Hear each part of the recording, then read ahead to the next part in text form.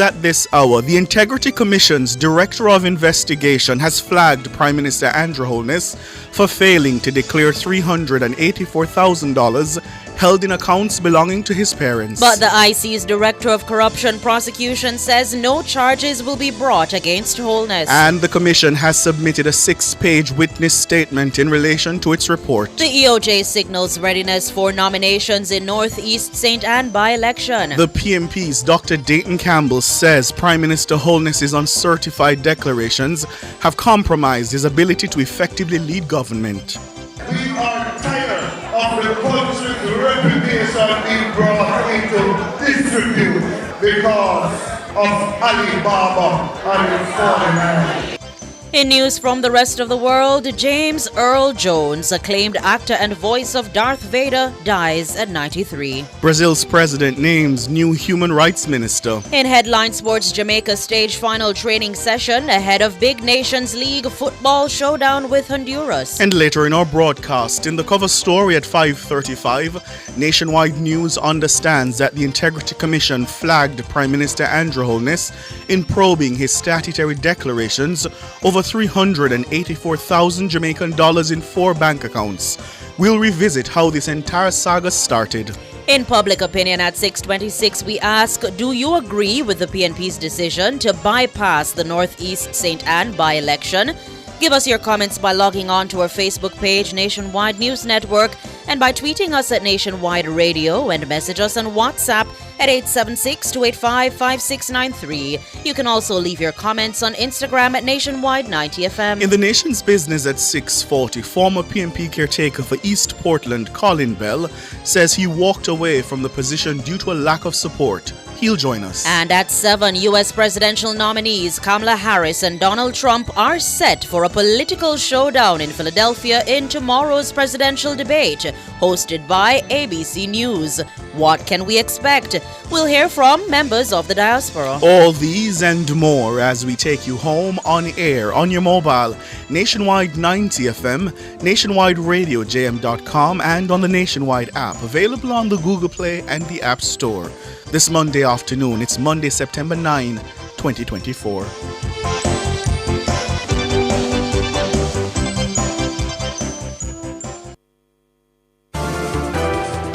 If it's news, it's got to be Nationwide 90 FM.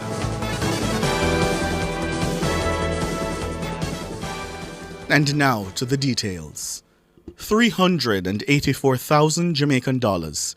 That's the amount of money in the 4 bank accounts for which the Integrity Commission flagged Prime Minister Andrew Holness in probing his statutory declarations. The Commission has not certified the Prime Minister's declarations for 3 years. Nationwide News understands that the Commission's Director of Corruption Prosecution, Keisha Prince Kamika, rejected a recommendation from the Director of Investigations, Kevon Stevenson, that the Prime Minister be charged for failing to declare the sums in a series of bank accounts. The accounts reportedly belonged to his parents and a former constituency office manager. High-level sources close to the Commission say Mrs. Prince Kamika ruled that a viable case could not be mounted. This, as evidence to support the Prime Minister's explanation of omission, is greater than a suggestion by the investigators that he might have intentionally failed to declare the sums. George Davis has our story.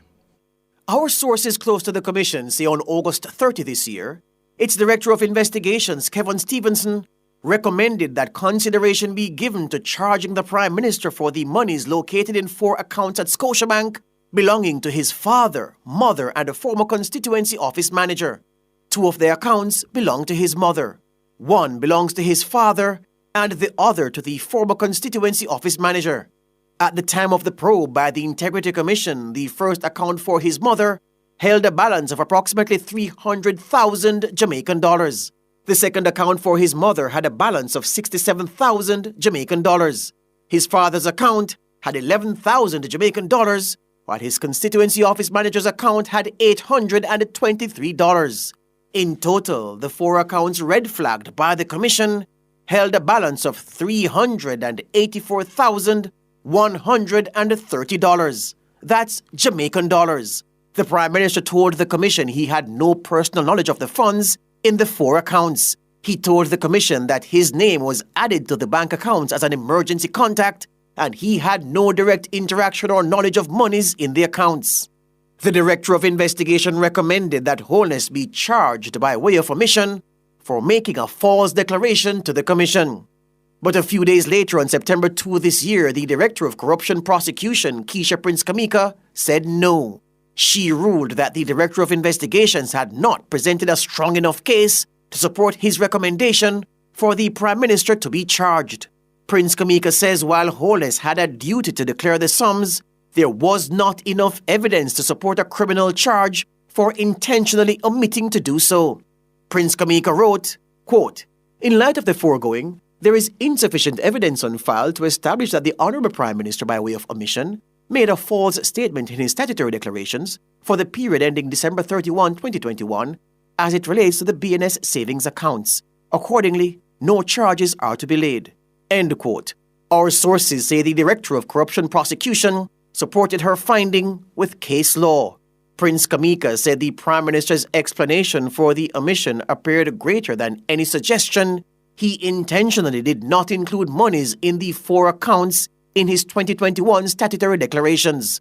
Prince Kamika reportedly wrote, quote, "In accordance with the principles outlined in Regina versus Jones and Wicker, therefore the prosecution would again be challenged to establish that the omission was intentional, as required for the knowingly element of the offence, in the face of even greater support for the explanation which has been provided." End quote. Prince Kamika wrote that additionally, no evidence had been presented to contradict the Prime Minister's explanation in his response to the Commission or to suggest use of the accounts beyond the stated purpose. Our sources say the Integrity Commission's Director of Investigations had also raised concern with the Prime Minister's purchase of shares from a financial institution. However, no adverse recommendation or referral was made concerning that purchase, which the Prime Minister insists was above board. Nationwide sources say the Integrity Commission revealed in its report that prior to its recommendation concerning monies in the 4 accounts, it had hired an international forensics investigator to review the Prime Minister's financial affairs. We are told that the foreign-based investigator worked on those matters for about 6 months. It's understood the investigator reported to the Commission that he had found nothing untoward or illegal in the Prime Minister's financial affairs. The Prime Minister's 2021 declarations have so far not been certified by the Commission. It's believed that the Commission's probe into the 4 accounts, 2 belonging to his father, 1 belonging to his mother, and the other to his former constituency office manager, stood in the way of the certification. George Davis for Nationwide News. Meanwhile, the Integrity Commission has submitted for tabling a 6-page witness statement to accompany the investigative report it sent to Parliament last Thursday. Nationwide News understands the witness statement is in relation to a recommendation made regarding the Prime Minister's declarations to the Commission. The IC says the witness statement is not meant to alter the findings, conclusions, or recommendations made in the original investigative report. The statement, which has been submitted as an addendum to the report, has been copied to the House Speaker Juliet Holness, Senate President Tom Tavares Finson, and Clerk to the Houses of Parliament Colleen Lowe. Deputy Speaker of the House, Heroy Clark, is also copied on the new submission. And the Integrity Commission has sent 2 additional reports to the Parliament for tabling. In a statement this afternoon, the Commission says investigative reports were formally received and signed for at the Parliament at 2:20. The hard copies of the reports were submitted in separate envelopes under cover of identical letters.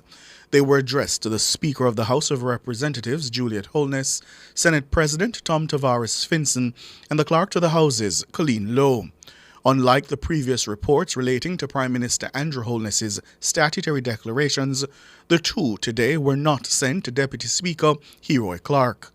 The Commission says it anticipates that the investigation reports, which were submitted pursuant to and in conformance with Section 54 of the Commission Act, will be tabled in both Houses of Parliament as soon as is possible. Section 54(4) of the Integrity Commission Act provides that where the report from the Director of Investigation to the Commission has a recommendation under subsection 3, the Commission shall submit it to the Parliament for tabling. The Electoral Office of Jamaica EOJ says it's set to accept nominations from eligible candidates for the by-election in Northeast St. Ann. In a release on Monday, the EOJ says nomination will take place on Wednesday at 10 a.m. at the Office of the Returning Officer in the constituency. According to the Electoral Office, any person wishing to contest the election is required to pay 15,000 Jamaican dollars.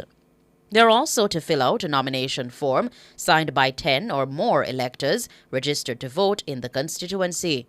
The nomination should be delivered to the Office of the Returning Officer by no later than 2 p.m. The EOJ says any person seeking to enter as a candidate to sit in the House of Representatives should be a citizen of Jamaica or resident in Jamaica for at least 12 months prior to the date of nomination. They should also be at least 21 years of age. Political parties intending to contest the election must be registered with the ECJ under the Representation of the People Act of 2014. The EOJ says individuals wishing to contest the election who are not members of registered political parties may do so as independent candidates. Aspiring Member of Parliament for North East St. Ann, Matthew Samuda, has vowed to rebuild the relationship the late MP Shahini Robinson had with her constituents. Samuda made the commitment during a workers' meeting in St. Ann on Sunday. Elections are about two things. It is about how people feel and turning that feeling into a vote. Shahini Robinson made this constituency feel loved. We have to show tender loving care to rebuild what Shahini built. We are partway here, but I have no illusion that there is more work to be done.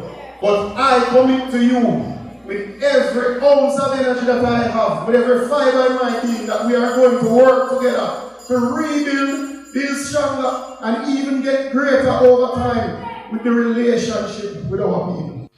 Robinson transformed the constituency into a JLP stronghold after securing victory in a 2001 by-election. It had previously been under the control of the People's National Party for over a decade. The prized seat was handed to Marcia Smith in 2020 following Robinson's untimely death. But Smith's stint was cut short after Labourites rejected her leadership and her representation. Mr. Samuda says he's confident his time with the people has proven his loyalty. We are going to turn out every single Labour Party vote because we're doing the work, we're organizing, we're telling the people the truth. We're telling you what can fix, when it can fix, and when something can't fix. We are telling you the truth. We're not hiding from the people. Good and bad things, good and bad times, we will be there. And I hope that you can honestly say that for the last year and a half that I have been in the constituency, I have displayed those traits. Matthew Samuda, aspiring MP for North East St. Ann. Meanwhile, Mr. Samuda says the JLP will retain its control of Northeast St. Ann, whether or not the opposition decides to contest the September 30 by-election. If they run a by-election, Deputy Leader, we don't like give out numbers, but a 4,000. A 4,000 margin, we are getting easy. The people want Northeast St. Ann to remain in the JLP column to honor Shahini Robinson. And I am sure the people don't want Ryan Simpson, they want Matthew Samuda as the next member of Parliament. Matthew Samuda, aspiring MP for North East St. Ann. You're listening to the news on Nationwide at 5. We'll have more after these.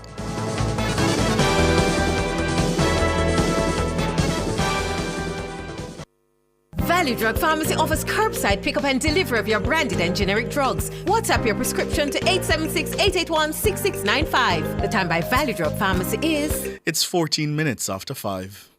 Rentokil Initial offers air purification solutions with triple filtration and unique auto-sensing capabilities that neutralizes malodor and replaces it with clean air. Call Rentokil Initial at 926-4236 for more details. The temperature by Rentokil is 33 degrees Celsius in Kingston, 31 out west in Montego Bay.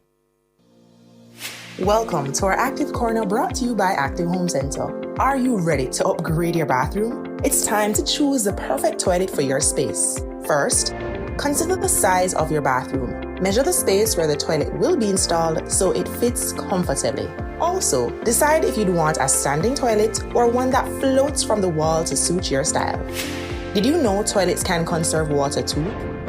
Look for toilets with a green water sense label that uses less water when flushing. Also, consider soft close toilet seats that close slowly and quietly. Shop toilets in our showroom today.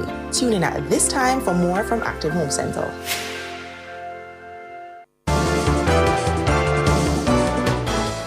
Continuing the news. General Secretary of the Opposition People's National Party, Dr. Dayton Campbell, has suggested that Prime Minister Andrew Holness's uncertified statutory declarations have compromised his ability to effectively lead the government. Dr. Campbell made the suggestion while addressing party faithful in Mark Golding's South St. Andrew constituency over the weekend. Campbell's comment comes amid heightened speculation as to the contents of a series of reports sent to Parliament by the Integrity Commission. Siobhan Campbell reports.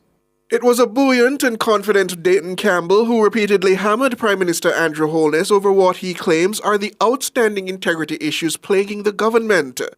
He suggested that those issues have compromised Holness's ability to lead the cabinet. The head of the street is dirty, so no clean water, no running on the government. You think that Andrew Holness can really take up his phone and call Vaz and ask him what I want? If I'm going to run him off on foot? If he try to call Warrington and ask him what I want, if I'm going to run him off on foot? Because it was set no example. The PNP General Secretary is warning the Labour Party and its supporters that the base of the PNP will not stand by and allow its president, Mark Golding, to be attacked. Dr. Campbell is alleging the Prime Minister cannot match Mr. Golding's track record on integrity. No party who have a leader who has been under investigation for 3 years can't talk to our good old clean leader.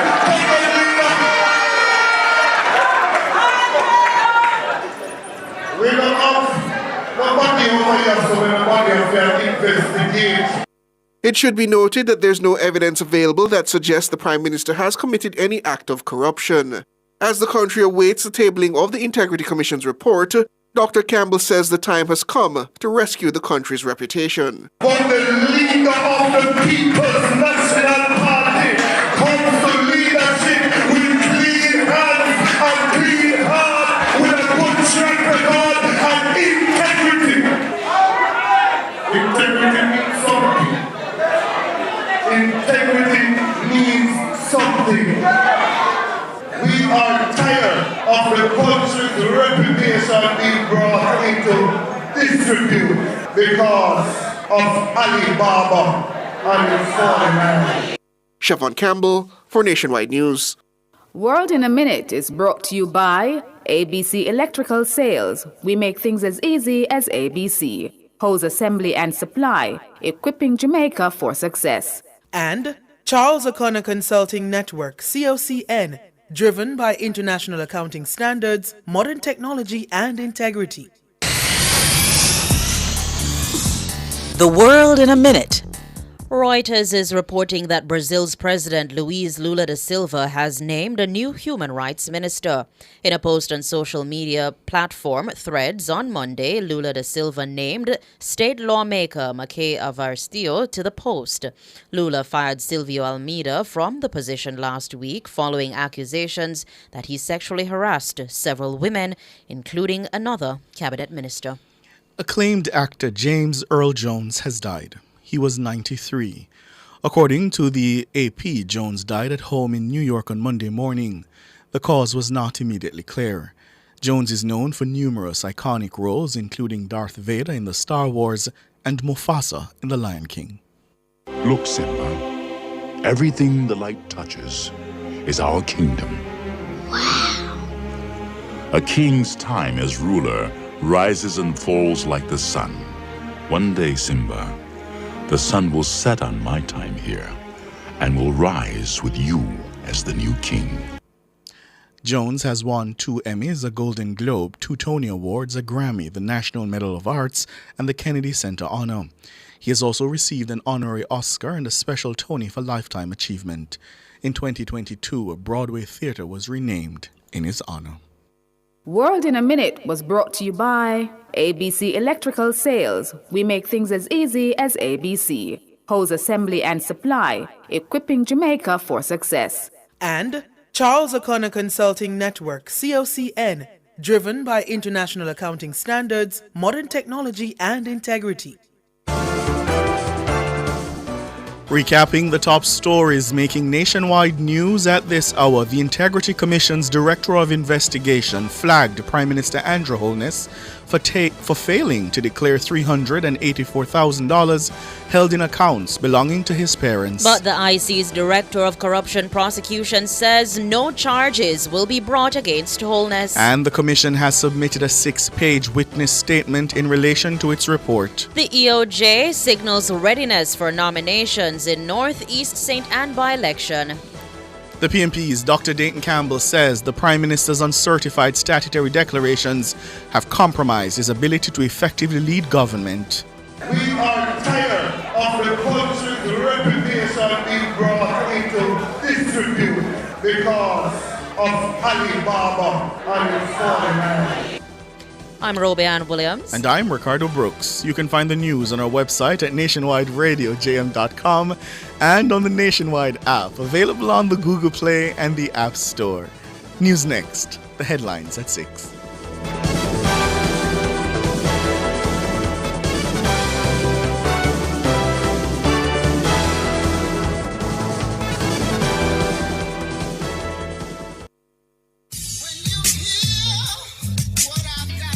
Public opinion. Stop this foolish about this GLP and PNP business. We are a Jamaican. Different people. It's not a matter of a JLP or a PNP. I think it's more like where it is that you think you're comfortable, what support you can afford to make the country better. Different views. Most entertainers, they're not amenable to management, so the only thing that can ultimately structure them is the court and the prison.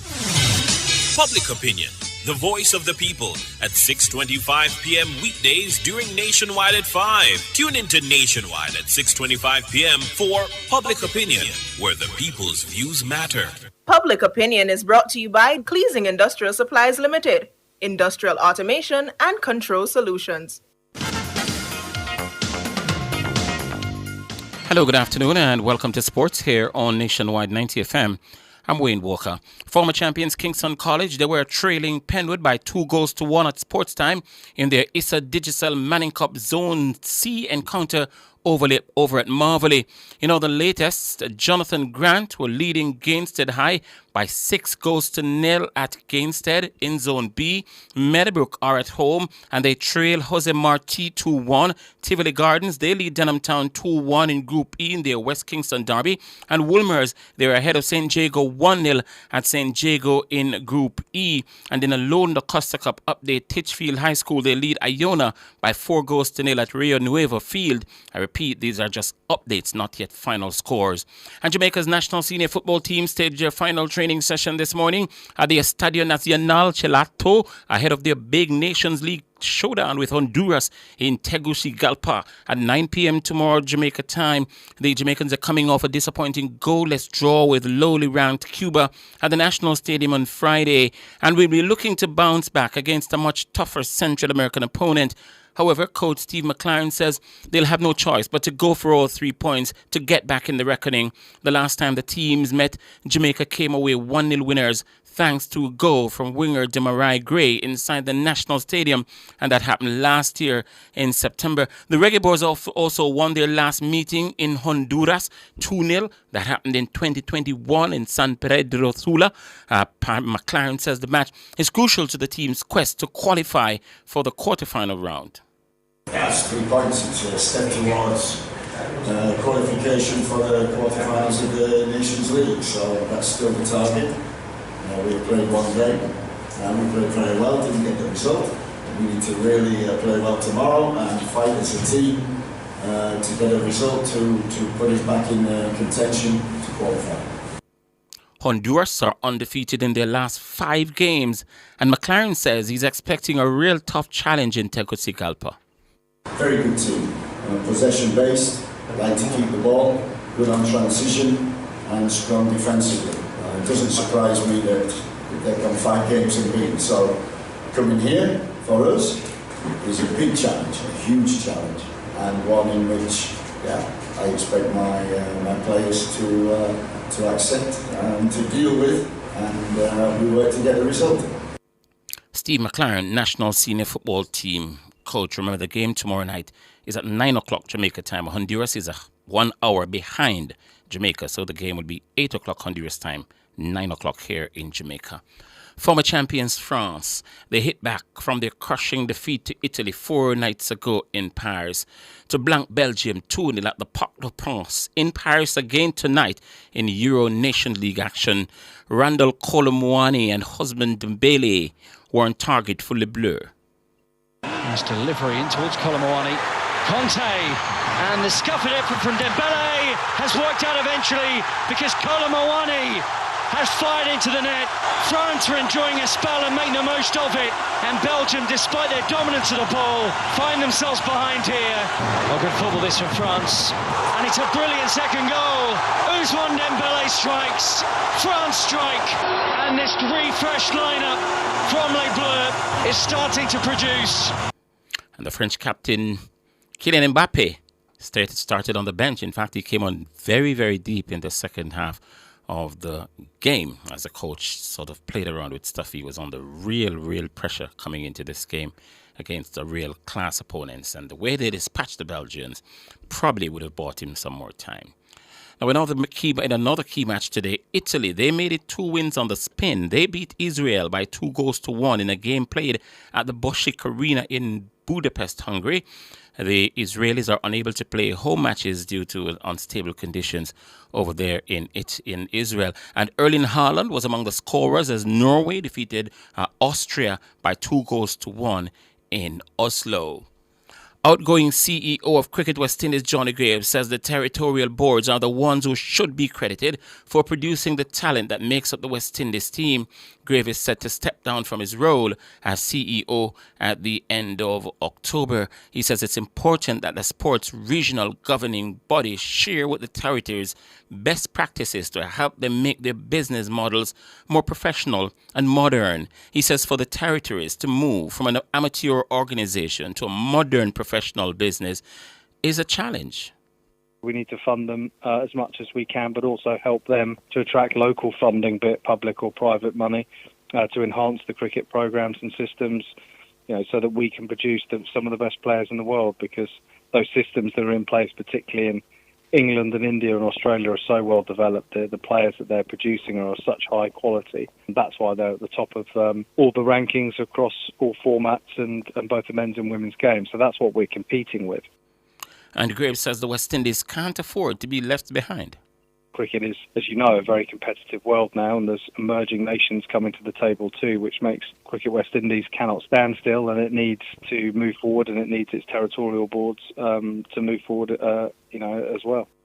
That's outgoing CEO of Cricket West Indies, Johnny Grave. And just to close off with a bit more football news for you, local councils have agreed to work with Manchester United to ensure the area around Old Trafford benefits from plans to redevelop the ground. The club set up a task force chaired by Lord Sebastian Coe to explore the feasibility of renovating the stadium or building a new one.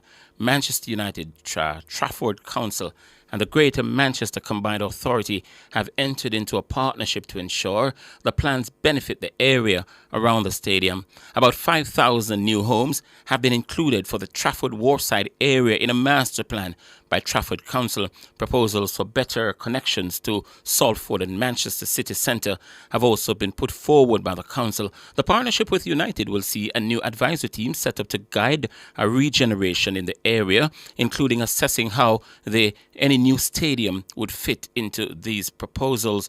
It is separate from the stadium task force chaired by Lord Coe, which includes Greater Manchester Mayor Andy Birmingham and former Red Devils captain Gary Neville. The group is expected to make a final decision over whether to pursue a £2 billion plan for a new 100,000-seater stadium by the end of this year. That will do it for sports. We're going to be back, though, at 6:05 with much more.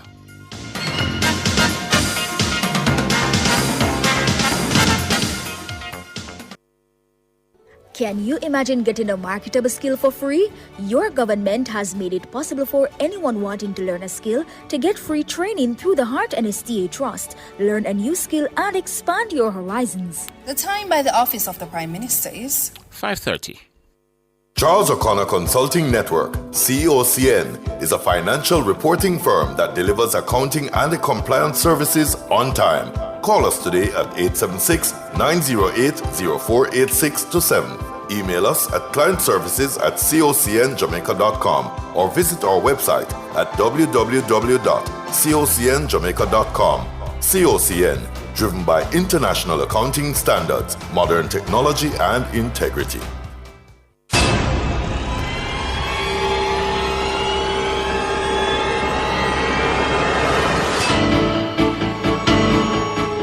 If it's in the public's interest, it's the nation's business during Nationwide at 5. The nation's business.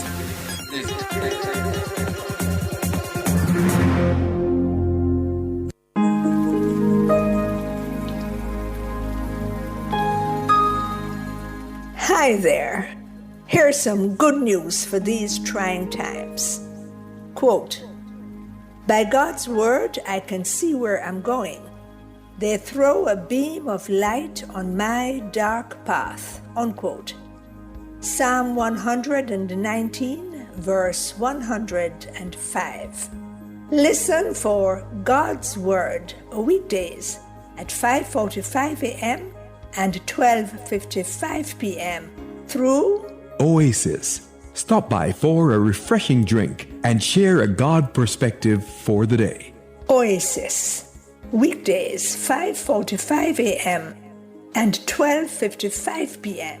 right here on Nationwide, a revolution in media. The rebroadcast of the Oasis can be heard weekdays at 5:45 a.m. The Oasis is brought to you by Solar Tech Jamaica. We use the gift of the sun to power our world. Cover Story is brought to you by Multilink. Roll with control. Use Multilink. Safe, fast, and accepted in more locations. We've been a part of everyday Jamaican life for over 25 years. From paydays to birthdays, unexpected emergencies to anniversary celebrations. The supermarket checkout line, or paying a bill or taxes on time. Our fast, secure debit network provides reliable service so you can always depend on Multilink. Jamaican and proud, fast, secure, everywhere.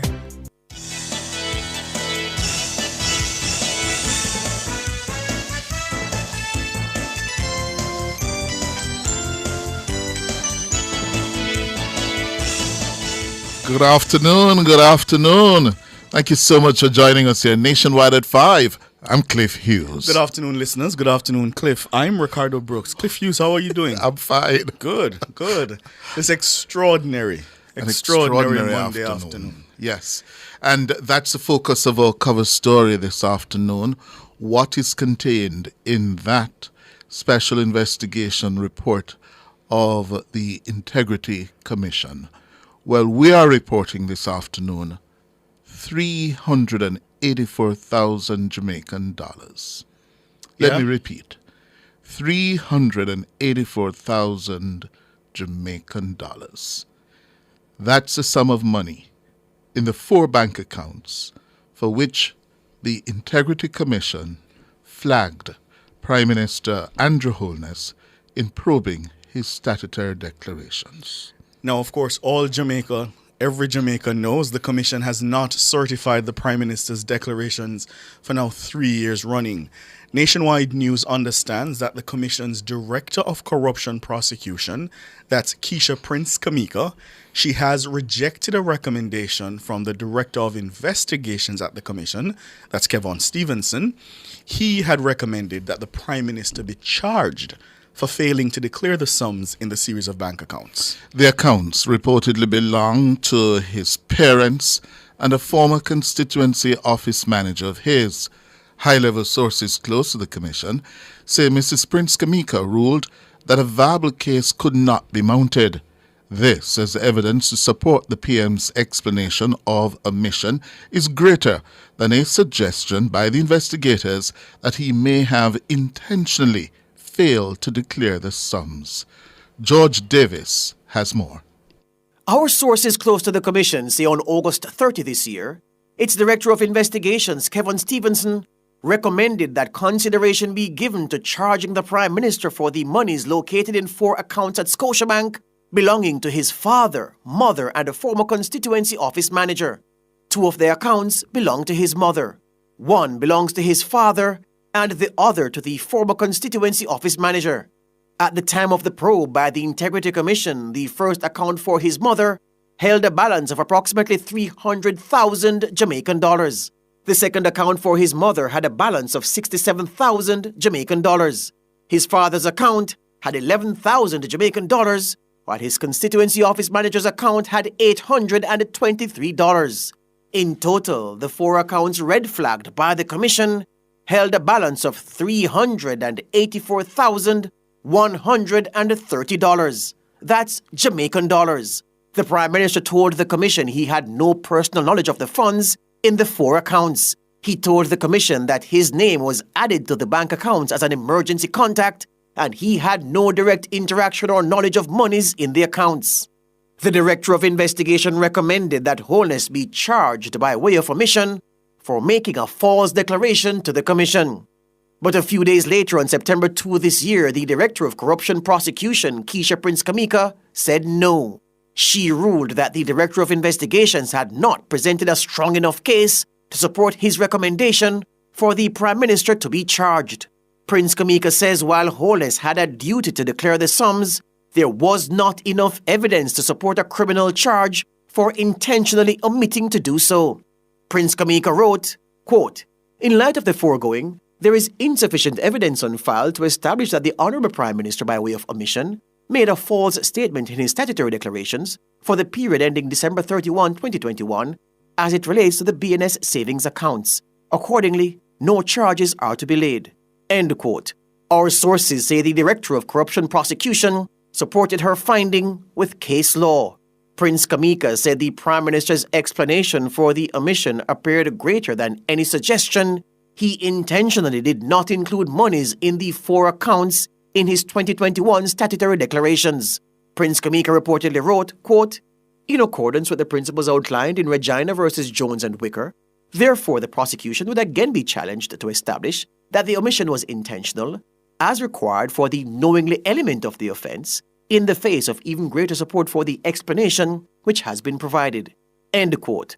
Prince Kamika wrote that additionally, no evidence had been presented to contradict the Prime Minister's explanation in his response to the Commission or to suggest use of the accounts beyond the stated purpose. Our sources say the Integrity Commission's Director of Investigations had also raised concern with the Prime Minister's purchase of shares from a financial institution. However, no adverse recommendation or referral was made concerning that purchase, which the Prime Minister insists was above board. Nationwide sources say the Integrity Commission revealed in its report that prior to its recommendation concerning monies in the 4 accounts, it had hired an international forensics investigator to review the Prime Minister's financial affairs. We are told that the foreign-based investigator worked on those matters for about 6 months. It's understood the investigator reported to the Commission that he had found nothing untoward or illegal in the Prime Minister's financial affairs. The Prime Minister's 2021 declarations have so far not been certified by the Commission. It's believed that the Commission's probe into the 4 accounts, 2 belonging to his father, 1 belonging to his mother, and the other to his former constituency office manager, stood in the way of the certification. George Davis for Nationwide News. Thank you, George. Well, let me do a slight correction. It's 2 of 4 accounts belonging to his mother. Yes, 1 to his father and 1 to a former constituency office manager of the Prime Minister. So it's 2 to his mother, 1 to his father, and 1 to the former constituency office manager. The 4 accounts, as you heard, 1, 304,691 $58,000 Jamaican dollars. The other one, 67,310 Jamaican dollars. The one belonging to his father, 11,306 Jamaican dollars. And the one belonging to the former office manager, $823. And I imagine, Cliff listeners, this is why the Commission has sent the full ruling of the Director of Corruption Prosecution. Because a reasonable mind would ask, obviously, on the face of it, you spent 3 years investigating what I think most people would agree is a small sum, comparatively, relatively speaking. Of course.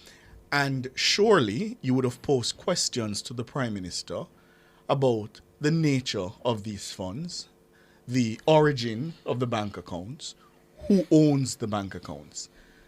And the Prime Minister, several times in response to our queries, he has said, I have provided all that has been asked of me. And I suspect the reason we don't only have the indicative ruling, but also the full ruling, is because it's going to be so important for the Director of Corruption Prosecution to detail what would have transpired over 3 years, what the Director of Investigations found that convinced him that the Prime Minister did knowingly and willfully conceal information or fail to declare the information, and why she has come to the conclusion that there is not a case here that can be mounted in criminal court. Absolutely. The other thing we should tell you, based on our reporting, the Integrity Commission hired the person is being described to us as an international forensic financial investigator to comb through the financial affairs of the Prime Minister. And that forensic investigator reported nothing untoward. Nonetheless, the investigation led by the Director of Investigation saw it necessary, it is our information, to refer the matter to the Financial Investigations Division, the FID.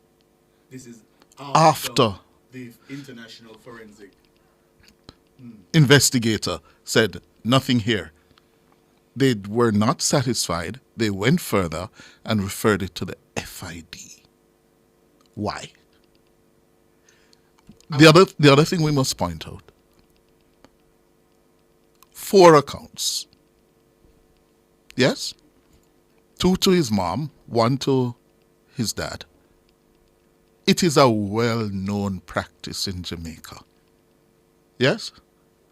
The eldest child, or the most responsible child, is usually placed on the account of a parent. Yes. Yes? How many of us have been told by a family member, mother or father, if anything happened to me, I your name upon the account? Yes. You were not asked whether your name should go on it. 2, is not your money. So why declare it? So the obvious question is, did the Prime Minister know his name was on the account? We don't know. Yeah, what did he say to Kevon Stevenson? And I know I see the comments on social media. There's a rush to attack Mr. Stevenson. But I want to caution people, because it could be that based on his strict reading of the law, yes, he has not gone behind the motivations for not making the declarations, but he's simply saying on its face, the declarations were not made, and that in and of itself constitutes an offense. That could be his reading. But the seasoned prosecutor is saying, no, you have to interrogate the motive. Did he knowingly do this? The mens rea. Precisely. Was he trying to act in a corrupt manner? And I suspect those are the things, which is why it's going to be so important to read that full ruling, which has been sent, not just the indicative ruling as they normally send. And the other thing we have to ask ourselves, which is again our reporting, there was no transaction done on the accounts. No withdrawal. No withdrawals. No deposits. No deposits that lead directly back to the Prime Minister. And I suspect those are some of the considerations the prosecutor would have taken into account. Exactly. Yeah. We're up on the break. After the break, Mahiri Stewart will chronicle for us the last 3 years of this saga, how it started and how we got to this extraordinary place this Monday afternoon.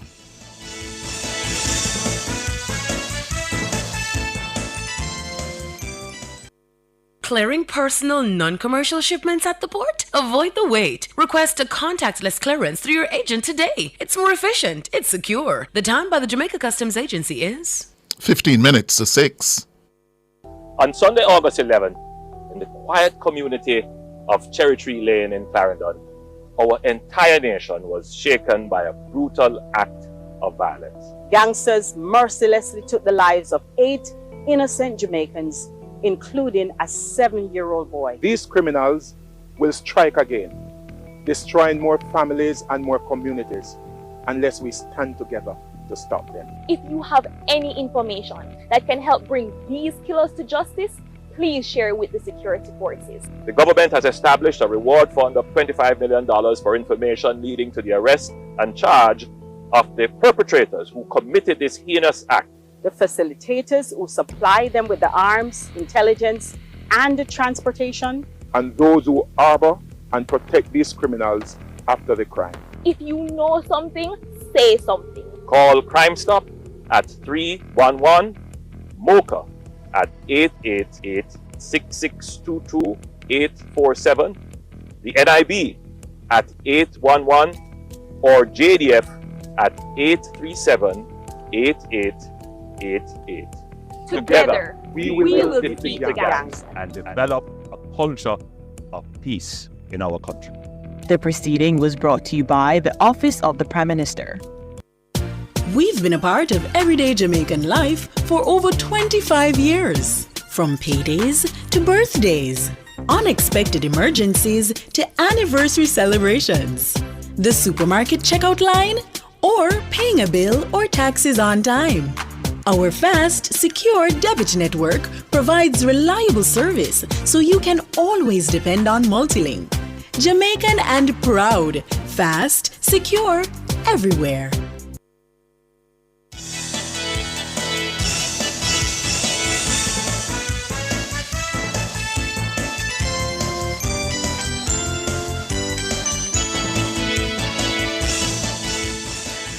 Thank you so much for staying with us here on Nationwide at 5. It's the cover story. I'm Ricardo Brooks. And I'm Cliff Hughes. And we should also tell the listeners, Cliff, we're learning that this constituency office manager had served for about 20 years and that the Prime Minister's lawyers told the Commission that the account was open to facilitate the payment of salaries. And since she left the employment 2 decades ago, the PM has had nothing to do with the account, and the vast majority of the activities in the account for his mother relates to pensions. Yeah? Important. Well, this all started in May 2019. And here we are, 5 years later on this afternoon. Mahiri Stewart has our timeline. The saga concerning the Prime Minister's uncertified statutory declarations started in May 2019. At the time, the Integrity Commission listed 54 parliamentarians who've been reported to the parliamentary leaders for failing to submit or complete statutory declarations for 2016.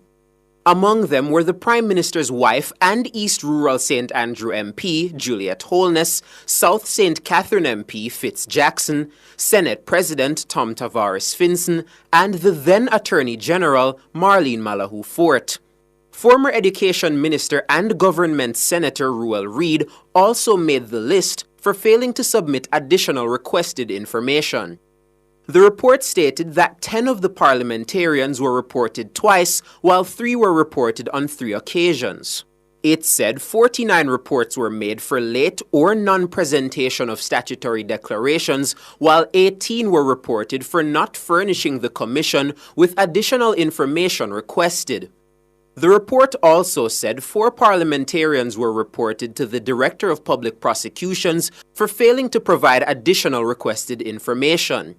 They were ex-parliamentarian Arnaldo Brown for his 2015 submissions, East Central St. Catherine MP Alando Terrelong, Government Senator Carencia Morrison, and West Rural St. Andrew MP Juliet Cuthbert Flynn. At the time, the Prime Minister noted that he was awaiting statutory clearance by the Commission for the 2016-2017 period. Later that month, the Commission reported that they received additional information they had requested from Prime Minister Holness. In a letter to the Prime Minister that was seen by Nationwide News, the Commission thanked him for his cooperation and said the additional documents were being reviewed. The letter from the Commission also stated that if there are any additional queries, it would make contact with the Prime Minister. In July that year, the Prime Minister's declarations were still not certified by the Integrity Commission. The issue was brought up at an anti-corruption vigil where the opposition urged the Prime Minister to, quote, come clean on his declarations, end quote. The following week, the declarations of then opposition leader Dr. Peter Phillips were published by the Integrity Commission. There was still no word on whether the Prime Minister's declarations were certified and would be made public. The following week, then Parliamentary Secretary and Government Senator Robert Morgan told Nationwide News that the Prime Minister's declarations would be published that week. 2 weeks later in August, the Prime Minister's declarations were still not published, and there was no word from the Integrity Commission. Opposition leader Dr. Peter Phillips threatened to take the Commission to court if they weren't forthcoming about the delay in publishing the Prime Minister's declarations. The next day, the Commission's chairman, retired Justice Carl Harrison, said the Prime Minister submitted all the information requested of him. He said the Commission was in the final stages of reviewing the information submitted. In an interview with Nationwide News, Justice Harrison declined to give a time frame within which the declarations would be published. Meanwhile, at least 2 anti-corruption watchdogs said they were okay with the Commission taking as much time as they needed to fully examine the Prime Minister's statutory declarations of his assets and liabilities. Then Executive Director of National Integrity Action, Professor Trevor Monroe, and Executive Director of the Jamaica Accountability Meter Portal, Jeanette Calder, said the Commission should take all the time they need. The Prime Minister's statutory declarations were finally published that same day. The issue was raised again in October 2022.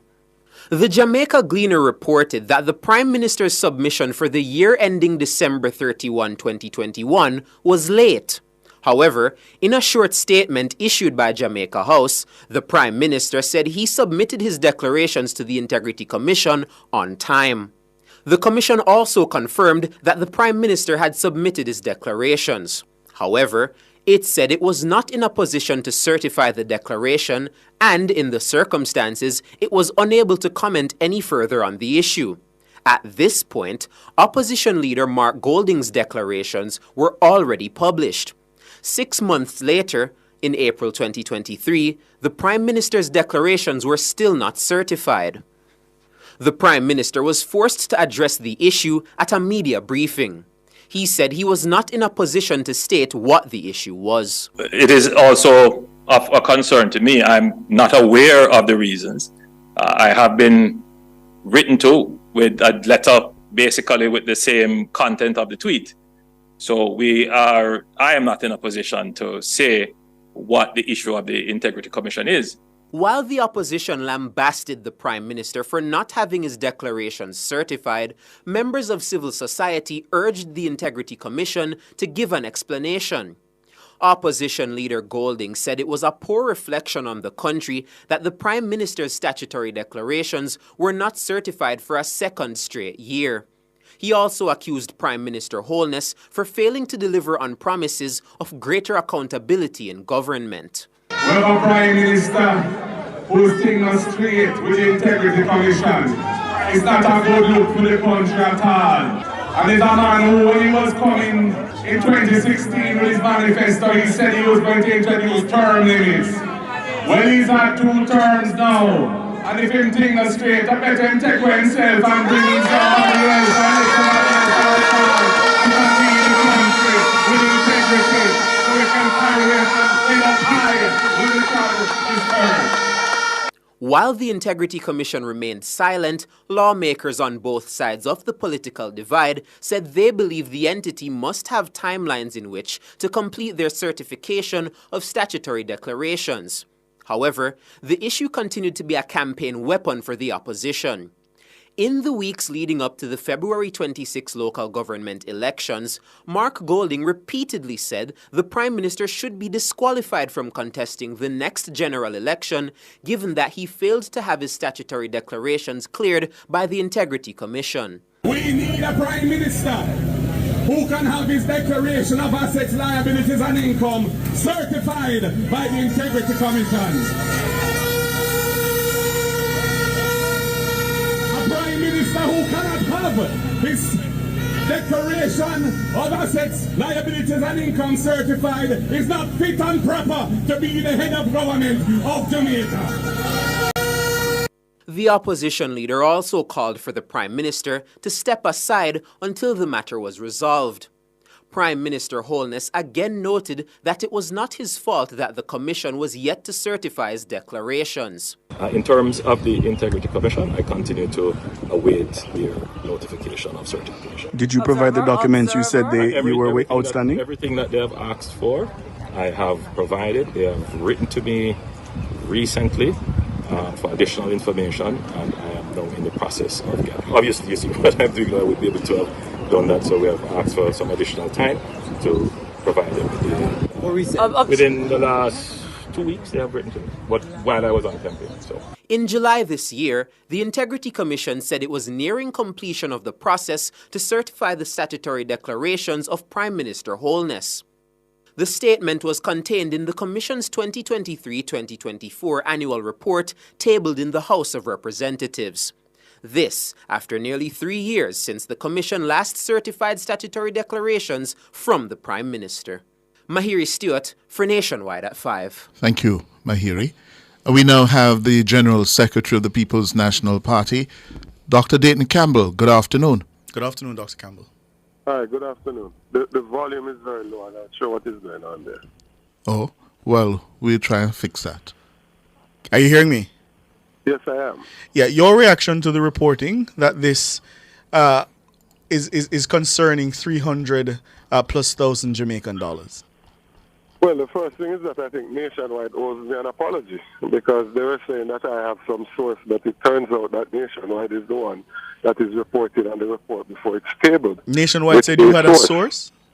Yeah, man. It was said in your newscast, and person said it otherwise. That because I said the report would soon come, that somehow I had information. I had none. I was simply saying, based on the annual report saying they were nearing completion, I was saying that the report would come soon. But it turns out... And it came the following day. Yeah, because I was interviewed that day. I wasn't interviewed before. I said it before. Yes, you said it before, right. And it came the following day. And prior to your statement on the cover story, your former GenSec, Julian Robinson, also predicted that the report would come and it would be proving embarrassing to the Holness administration. Right, and I'm saying that was based on the report from the annual report. But nothing in the annual report suggested that there would have been an embarrassing revelation. No, not that part. No, I was talking about the timing issue. Oh, the I timing see. Issue. But be that as it may, to the content. Your reaction to the reporting this afternoon? Well, I want to wait for the actual report. I find it very curious that for 3 years there was no leak from the Integrity Commission to any media house. And then as soon as the reports are tabled to 4 members, that we would suddenly get a leak. I find that very curious. And you're also concerned that it has removed a political talking point from the People's National Party, aren't you? We're not there yet. No, we're not there yet. Right? But it would. We will wait. Let's assume that the reporting is accurate. It would. No, I'm not assuming that. The Integrity Commission would not be investigating somebody for 3 years over $384,000. You say that with certainty. No, man. I'm saying logically. well-thinking Jamaicans who are listening to my voice must be concerned if an integrity commission was investigating somebody for 3 years over $384,000. That is absolute nonsense in my view. And I'm waiting for the actual report to be tabled so that we can see what is in the report. And when it is tabled and it turns out the reporting is accurate, what then? Well, as I said, I will wait on the report. I do not believe this fabrication that I'm hearing now. Fabrication. It's not logical. It's not logical. Right? We have. Why do you body say in the country. fabrication? We have a body in the country that we pay a lot of resources to, and that body reported that they are investigating members. For 3 years, they did not certify the Prime Minister. I am absolutely sure that they could not have been for 3 years investigating 384,000. Because that would affect your credibility. That would affect your credibility, wouldn't it? Because you've gone down the wicket on this matter. Your credibility is on the line. And we're standing by our reporting. Are you going to stand by your comments over the last 2 years? I am standing by my comments. I am standing by my comments. I'm making it absolutely clear that if for 3 years the Prime Minister of the country was not certified and what was being investigated was $384,000 in some account, then something would be seriously wrong. Four accounts, they also recruited and employed an international forensic investigator to probe the financial affairs, the entire financial affairs of the Prime Minister of Jamaica. That forensic investigator reported that he had found nothing untoward, and then they went and referred the matter to the Financial Investigations Division. That's all reporting that we're standing by this afternoon. And do you know anything other than that? I am saying no. I don't have any source. You're the one with the sources. Oh, you don't? I rather doubt that. You're reporting on sources. I've never said I have sources. You're reporting on sources. My point remains, and I will stand by my point. I am waiting to see the full report that was sent to the Parliament. It was sent to the parliamentarians. I consider it very odd that it was sent to parliamentarians and before they get an opportunity to view it, that it can be reported by a media house. Nevertheless, I will wait on that report so we can examine it to see what it is that the Integrity Commission was investigating over 3 years. My assumption is that it was not $384,000. Is any senior member of the People's National Party under probe for illicit enrichment? Our members repeatedly and all have said that they are not aware that they are under investigation for illicit enrichment. So no is the answer? The answer is no. The leader of the party has said that on more than one occasion. We have to leave it there, Dr. Campbell. Thank you so much for your time. We appreciate it as always. Welcome. Have a good one. That's a cover story. The headlines are next.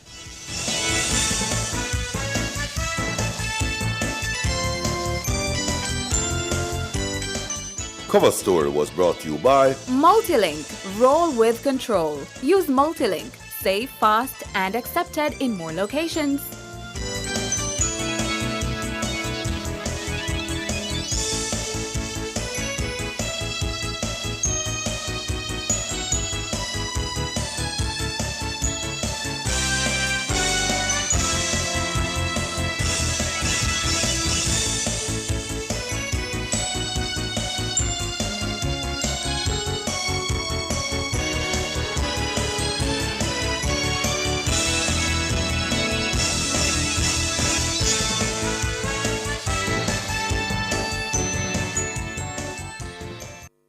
The time brought to you by Guardian Life. Live secure, live easy is 6:04.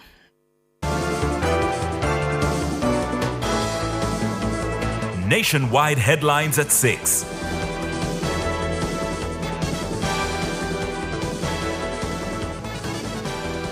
Good evening with the headlines at 6. I'm Nora Gabe Banton. $384,000 Jamaican dollars. That's the amount of money in the 4 bank accounts for which the Integrity Commissions flagged Prime Minister Andrew Holness in probing his statutory declarations. The Commission has not certified the Prime Minister's declarations for 3 years.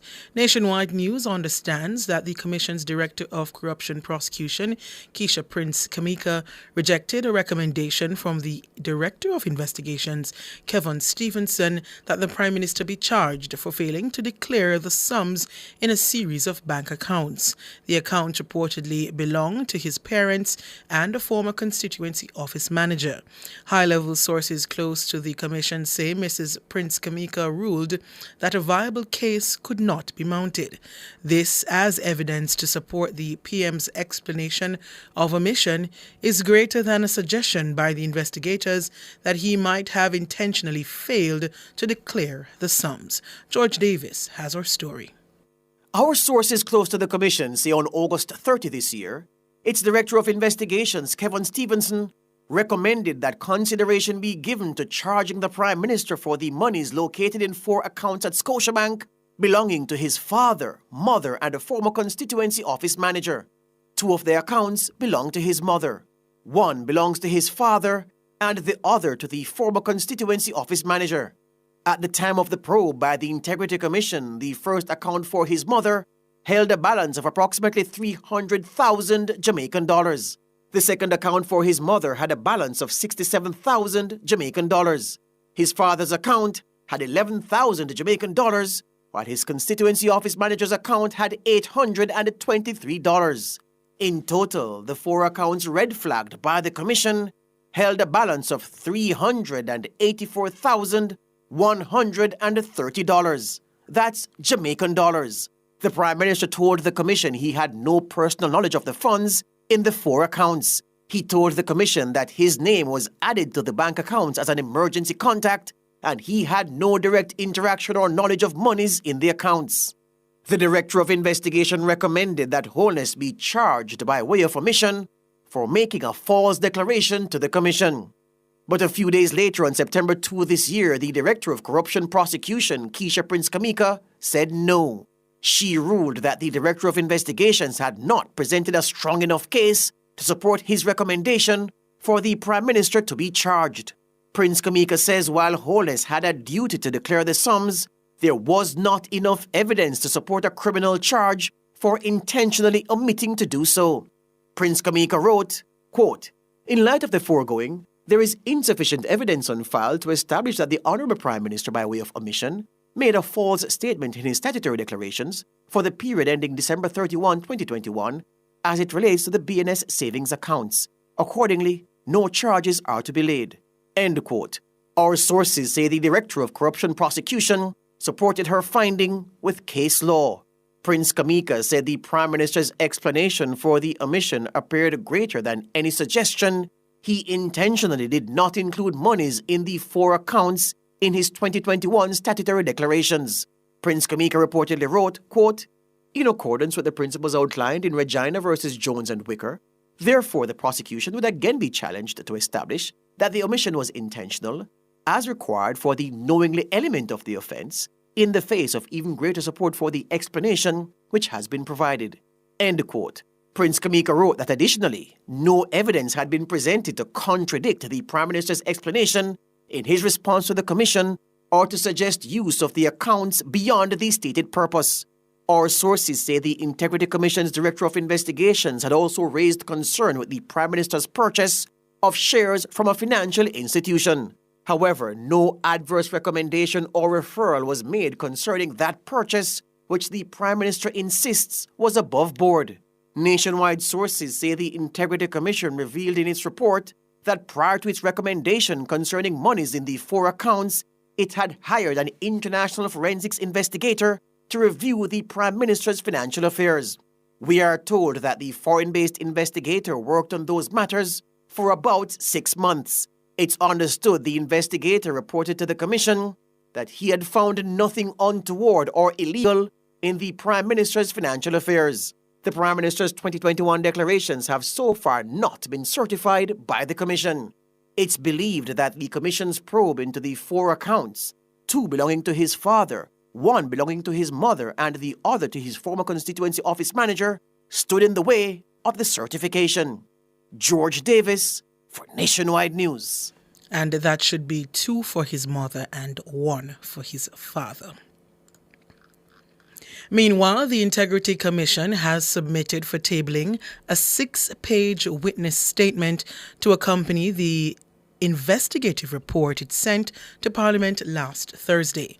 Nationwide News understands the witness statement is in relation to a recommendation made regarding the Prime Minister's declarations to the Commission. The IC says the witness statement is not meant to alter the findings, conclusions, or recommendations made in the original investigative report. The statement, which has been submitted as an addendum to the report, has been copied to the House Speaker Juliet Holness, Senate President Tom Tavares Finson, and Clerk to the Houses of Parliament Colleen Lowe. Deputy Speaker of the House Hugh Clark is also copied on the new submission. In other news, Minister of Energy Darrell Vaz says customers of Jamaica Public Service Company JPS should expect to see a reduction in their electricity bills for the September billing cycle. This follows a directive by the Office of Utilities Regulation, OUR, to reduce the bills of some customers in the September to October billing cycle. The move would be tantamount to a reversal of the inflated amounts some customers were billed for the July to August period. Last month, Minister Vaz indicated that he did not anticipate any challenge to the directive from the JPS. Minister Vaz says following talks with JPS's President Hugh Grant, he is confident the OUR's directive will be reflected in the bills issued in the upcoming cycle. After discussions with the president of JPS this morning, he advised me that bills were going out starting today for the September bill cycle and confirmed to me that significant reduction should be seen as per the instruction of the OUR and of course the advocacy of the government through me as Minister of Energy. So I will see what the results are, but I'm expecting that people will be much happier this month than last month. Darrell Vaz, Minister of Energy. Those were the headlines at 6. I'm Nora Gay. Banton Sports is next.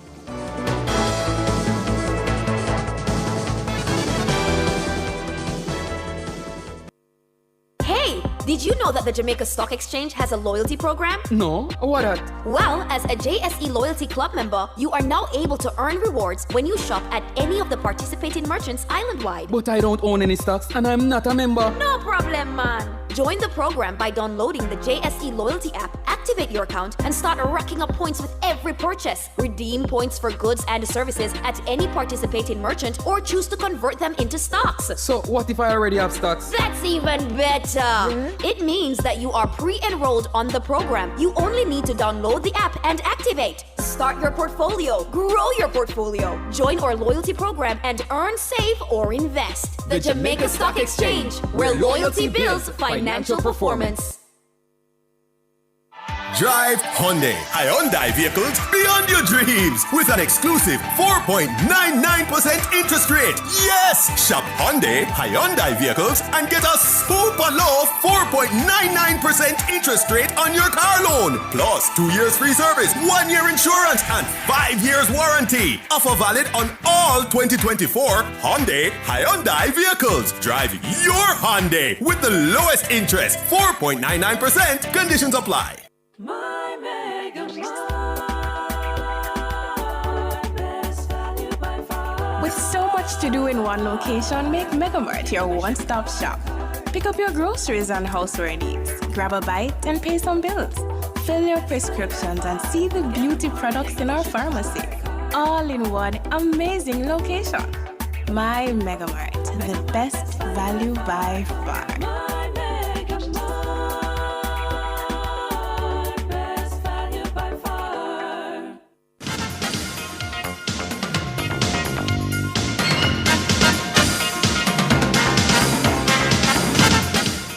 Hello, good evening, and welcome to Sports here on Nationwide 90 FM.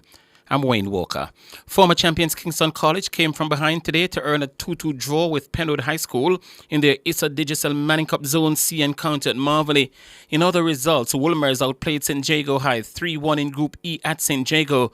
Jonathan Grant slammed Gainstead High 9-0 at Gainstead in Zone B. Campion College turned back Cumberland by 4-0. Charlie Smith, they defeated Tarrant by 4-0 as well. Meadowbrook lost 2-1 to Jose Marti. Edith Dalton James and St. Mary's College ended 1-1. Tivoli Gardens were leading Denham Town by 2-1 in their West Kingston derby. And in the Lone Costa Cup update, this is an update, not a score line, not a final score. Titchfield, they were leading Iona by 4-0 at Rio Nuevo Field. And we'll have full updates on all the games in our next major sports cast. Well, in the sports at 6, during news at 6 tomorrow morning. Jamaica's national senior football team staged a final training session this morning at the Estadio Nacional Chelato ahead of their big Nations League showdown with Honduras in Tegucigalpa at 9 o'clock tomorrow evening Jamaica time. The Jamaicans are coming off a disappointing goalless draw with lowly ranked Cuba at the National Stadium on Friday and will be looking to bounce back against a much tougher Central American opponent. However, coach Steve McLaren says they'll have no choice but to go for all 3 points to get back in the reckoning. The last time the teams met, Jamaica came away 1-0 winners thanks to a goal from Demarai Gray inside the stadium last September. The Reggae Boys also won their last meeting 2-0 on Honduran soil in 2021. And so McLaren says the match is crucial to the team's quest to qualify for the quarterfinal round. That's 3 points. It's a step towards qualification for the quarterfinals of the Nations League. So that's still the target. We've played one game. We played very well, didn't get the result. We need to really play well tomorrow and fight as a team to get a result to put us back in contention to qualify. The Hondurans are undefeated in their last 5 games, and McLaren says he's expecting a very, very tough game. Very good team. Possession-based, like to keep the ball, good on transition, and strong defensively. It doesn't surprise me that they've got 5 games and beaten. So coming here for us is a big challenge, a huge challenge, and one in which, I expect my players to accept and to deal with, and we work to get a result. That's Steve McLaren. Former champions France, they hit back from their crushing defeat to Italy 4 days ago by blanking Belgium 2-0 at the Parc des Princes in Paris. In European nation football today, Randall Kolo Muani and Ousmane Dembele were on target for Le Bleu. Nice delivery in towards Kolo Muani. Conte, and the scuffed effort from Dembele has worked out eventually because Kolo Muani has fired into the net. France are enjoying a spell and make the most of it. And Belgium, despite their dominance of the ball, find themselves behind here. Well, good football this from France. And it's a brilliant second goal. Ousmane Dembele strikes. France strike. And this refreshed lineup from Les Bleus is starting to produce. Didier Deschamps left the fight another day. In another key matchup today, Italy made it 2 wins on the spin. They beat Israel 2-1 in a game played at the Bosik Stadium in Hungary, in Budapest. Israel unable to play home games due to the unstable conditions back home. Erling Haaland was among the scorers as Norway defeated Austria 2-1 in capital city Oslo. Local councils have agreed to work with Manchester United to ensure the area around Old Trafford benefits from plans to redevelop the ground. The club set up a task force chaired by Lord Sebastian Coe, who is president of World Athletics, to explore the feasibility of renovating the stadium or to build a new one. Manchester United, Trafford Council and the Greater Manchester Combined Authority have entered into a partnership to ensure the plans benefit the area around the stadium. About 5,000 new homes have been included for the Trafford Warside area in the master plan by Trafford Council.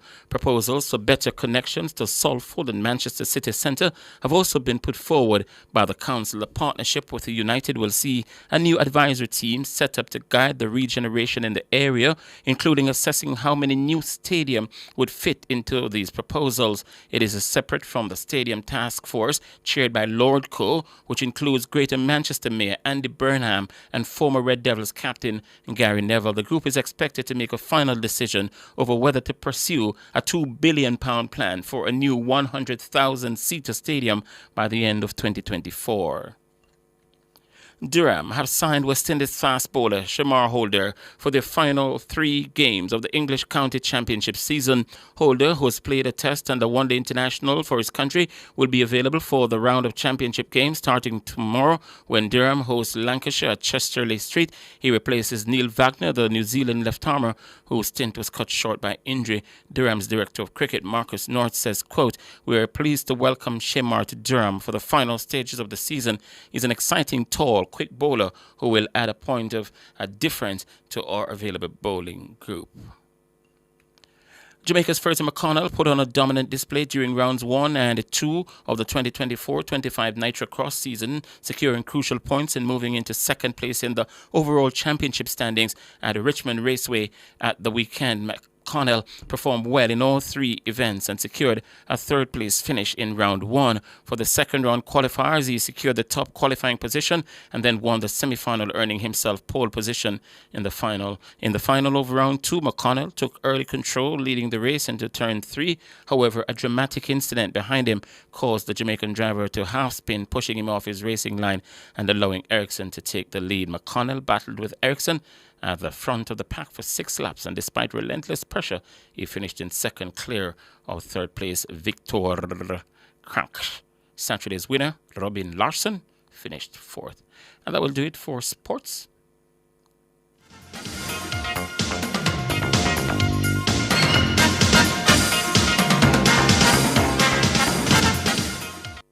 For all your scales and food processing equipment, call Advanced Scales and Equipment Limited at 876-968-9612-5. The time by Advanced Scales and Equipment Limited is 6:21. Live exquisite this year with new arrival black and chrome fixtures for your home at Unique Living. Select from a wide variety of rain shower systems, fabulous faucets, and stylish sinks to suit your kitchen and bathrooms. Get uncompromised quality and style unique to you. Shop everything new at Unique Living, Jamaica's leading shower and faucets provider. Visit shop number 630 Dunrobin Avenue, Kingston 10, or call 876-755-3661-2. Here's to the early risers, and we are here all-nighters. The go the extra milers, and let's do it until it works. Workers. People who are powerful because they power through day after day, challenge after challenge. You see, true power, it's not something you can buy or collect. It is something that starts on the inside, and you always know it when you see it. Sunshine Snack Peanuts. Proud supporters of the powerful. Do you have a consumer-related issue? Want to learn more about matters concerning you as a consumer? Well, keep it locked to Nationwide 90 FM for the Consumer Hour with me, Nora Gay Banton. Weekdays from 9 to 10 a.m. For all your consumer-centric matters, stay tuned to the Consumer Hour on Nationwide 90 FM, a revolution in media. Catch the E-Zone with me, the Stinger Honeybee, alongside Kareem Boy Ting. As we turn up that heat in the street. New show. New vibes. Same us. Same us. Monday to Friday, 3 to 5 p.m. Right here on Nationwide 90 FM. We'll bring you entertainment news. We'll take away your Monday blues. You don't want to miss a week with us. We'll talk health. Well, jump into the mix. Or the hot seat. Don't miss the brain buster. Or the crazy giveaways. I mean, is this planet Earth? Is it? I don't know. Let me check. Either way, it's got a buzz. And a bugatti. Ow. I'm Dennis Brooks. I'm Alan Campbell. I'm Floyd Green. And I'm Garth Williams. Catch us on the Jamaican Dads podcast right here on Nationwide 90 FM, Thursdays at 8 p.m. with a repeat on Sundays at 6 p.m. The Jamaican Dads podcast is all about providing men with a healthy, safe, and functional forum to tackle many of the taboo topics that concern our masculinity. Like everyone else out there, we're dads of varying amounts of experience who come from different backgrounds and often view the world differently. We're definitely not perfect, but we are all brethren and we're all committed to this piece of rock called Jamaica. Too often, there are no safe spaces for men to explore the issues which are important to us. Plus, most of the content out there about parenthood is produced by women, for women. So we think it is important that we be the change we want to see. Follow us on YouTube, Facebook, Instagram, and Twitter at Jamaican Dads with a Z. And definitely join us here on Nationwide 90 FM every Thursday at 8 p.m. with a repeat on Sundays at 6 p.m. for the Jamaican Dads Podcast. It's a revolution in media. Public Opinion is brought to you by Cleasing Industrial Supplies Limited, Industrial Automation and Control Solutions. Good evening, and welcome to Public Opinion. I'm Roby Ann Williams. A special good evening to our friends on our YouTube channel. Thank you so much for tuning in. We ask you to weigh in live in the comment section on today's Public Opinion. And we've been talking about the by-election in Northeast St. Anne. The president of the People's National Party, the opposition leader Mark Golding, he says his party will not be contesting the by-election. Yeah? The by-election is scheduled to take place on September 30 with nomination day set for September 11. That's this week, yeah? The opposition leader also says the PNP will not contest any parliamentary by-elections before the next general elections, and that's constitutionally due next year. According to Mr. Golding in a statement on Wednesday, that's last week Wednesday, the decision to call a by-election so close to an anticipated general election is a slap in the face to the electorate. So in Public Opinion this evening, we're asking, do you agree with the PNP's decision to bypass the Northeast St. Anne by-election? With those comments, I'm going to start on our social media platform on Facebook. Gary Aaron Parrott is saying they can do whatever they want to do because they couldn't win anyways. Christine Nugent is saying PNP bypassed morals and everything to you. Okay, wow. All right. Winston says no. PNP running scared. PNP should know. Said time come. Salome Paul says, when Mrs. Robinson won that constituency for the first time, it was a strong PNP seat. Who knows if they wouldn't be victorious? It would be a good indicator to see if time come. So no, I don't agree with them to bypass it. Yeah. Let me see if I can get in some more. Richard Dixon says, what sense does it make, really? Same way. JLP didn't pump. Okay, all right. O'Neill, I'm scrolling through these comments, so bear with me. O'Neill Dennis says it would be a good test for them to see if the electorate will support them, but they are like a child playing marbles. Okay, Anthony Shake says they said they're ahead in the polls, so they should go for it and see the level of support they have on the ground. Let me see if I can have some more in. George Elliott says it wasn't the PNP that decided against running in the by-election. Wow. Philip Jackson says PNP Abra Nancy with the hot porridge competition. Wow. Okay. Telling them it still need to be hotter, so put in the sun for a while longer. That time it's getting cold. Okay, Philip Jackson with the, proverbs, parables, yeah, okay. Michael Henry says they wouldn't gain much, especially if they lose. Wesley Cunningham says no, they should prove that they are ready to meet the people. Kurt Powell says they are very selective with their mantra, time come. Shins is saying, if you can't swim, would you go in the sea? If you're just joining us, we're inside the court of public opinion. The question we're putting to you, do you agree with the PNP's decision to bypass the Northeast St. Anne by-election? According to the opposition leader Mark Golding, he says that the decision to call a by-election so close to an anticipated general election is a slap in the face to the electorate. Let me see if I can go to our X platform. Don Messi says, I don't care about the PNP. Artist McDonald says, I understand their decision, but it's ill-advised. Matthew Samuda is hardworking, plus he now has an important ministry running. So, to give him that kind of head start, gonna be a hell to get him out during the general elections. Kels is saying, well, it's their right, no, to field a candidate for the position. So we agree, no. So we agree. But then again, why bother? Them wouldn't win anyways, okay. Okay, I'll say Marie is saying, absolutely, general elections are 1 year away. It is self-serving for the Prime Minister to do this. When will he develop a little integrity? Okay, Marie. Let me see. Afghanistan is saying they need to sit out the elections too. They really have nothing to do. Blazing says not only the by-election, but also the general election when it comes around. All right, let me see if I can get in some more on this one. Let me see if I can go on over to our Instagram page. Michael Raffington says definitely not. Remember the PNP leading in the polls? Mark is more favorable than Andrew. Everything is going right for the PNP. Why not test the waters before that big event coming up? Zoe School is saying democracy allows you to make any decision regarding electoral matters, whether to vote or not vote. Shambhala says yes, it makes zero sense to call a by-election merely a year before the general election. Waste of money. This makes me think of our leaders, if our leaders really have common sense. Okay. Winston says, leading in polls, do the by-election, which will be the real poll to show your party supporters that you're really leading.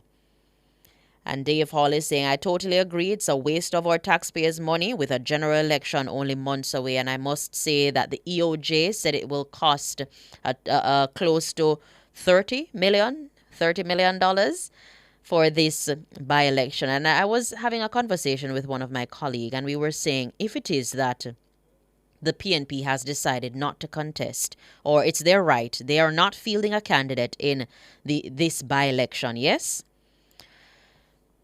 When nomination day come, why is it that we still, if only one candidate, just saying, when nomination day, which is the 11th of September, when nomination day come, I used to say only one candidate that is there. If I saw it go, then just let it be. I don't know. I just don't know. I think $30 million is a lot. $30 million is a lot. But it's how the law is situated, I would say. All right. So let me get to the comments on our YouTube. Claudette Hamilton says it's a waste of money for them because they wouldn't win. Okay.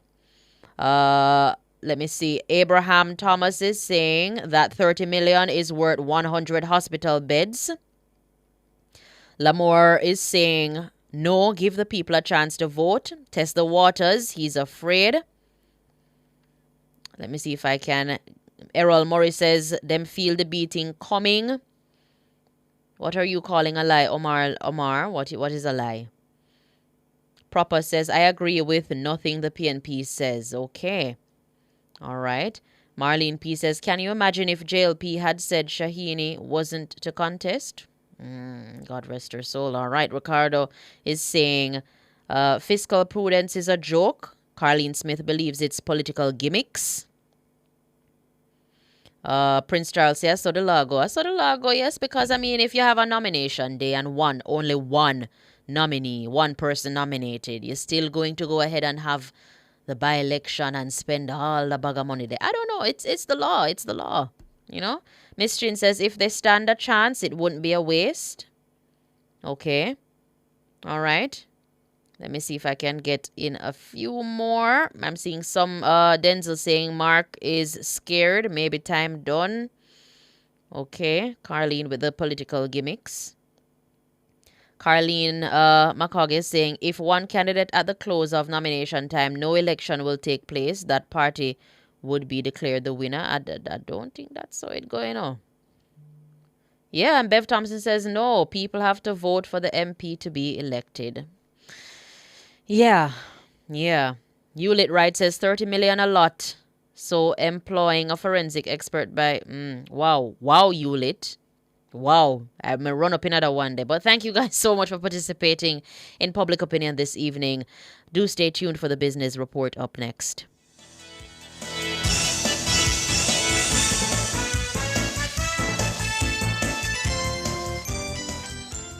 Public Opinion was brought to you by Cleasing Industrial Supplies Limited, Industrial Automation and Control Solutions. Drive the most exciting new vehicles in Jamaica. Schedule your 2024 Ford Ranger pickup or Ford Everest 7-seater SUV test drive now. Call or visit KIG today. The time by KIG is 6:34.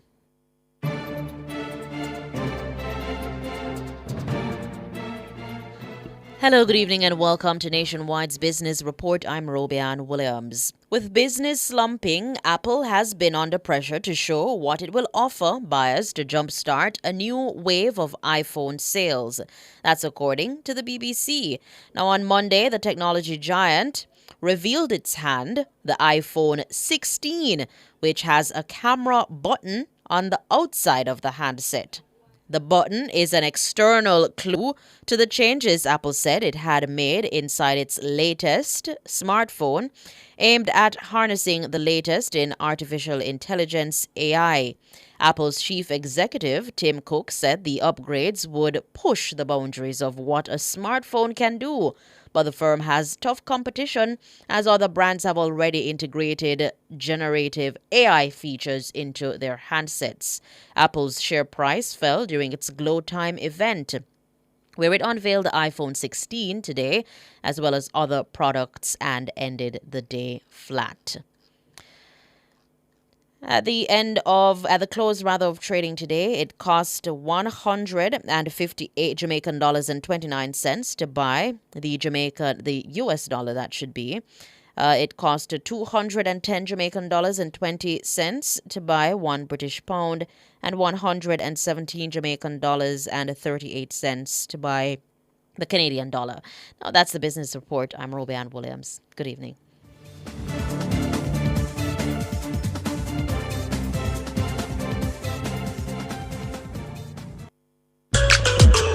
Time for a new look. And high time to get serious about protecting our home and investment. It's time to choose BH Paints. With over 60 years experience in quality paint finishes, their products are superior and long-lasting. Time to check them out. Ask about BH Paints 100% Acrylic Ultima Plus paint and primer in one. Experience rich colors with advanced UV and mildew-resistant technologies, independently tested by experts. What are you waiting for? Visit a BH Paints Color Center today. We are the best at what we do. At Hose Assembly and Supply Limited, we supply hose, fittings, and tools. We guarantee we can't be beaten when price and quality are combined. You brand us the Hose and Tool Boss because we deliver the most effective industrial solutions. Come in and experience the joy of shopping with Hose Assembly and Supply Limited. Call us 876-923-3936 or visit 173 Hagley Park Road, 2 Charlesworth Crescent, or Montego Bay Trade Center. Hose Assembly and Supply Limited. More than just hoses. Now open every Sunday.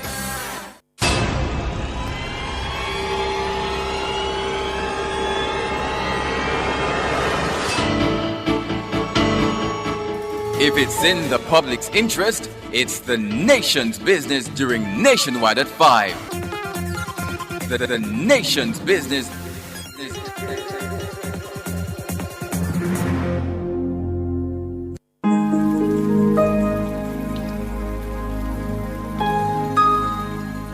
Hi there.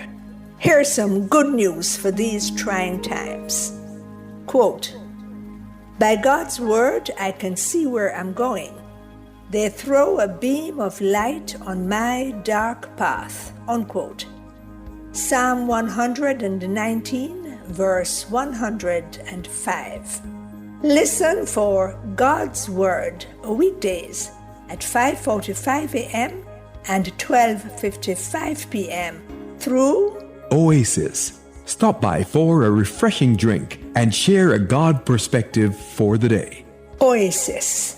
Weekdays 5:45 a.m. and 12:55 p.m. right here on Nationwide, a revolution in media. The rebroadcast of the Oasis can be heard weekdays at 5:45 a.m.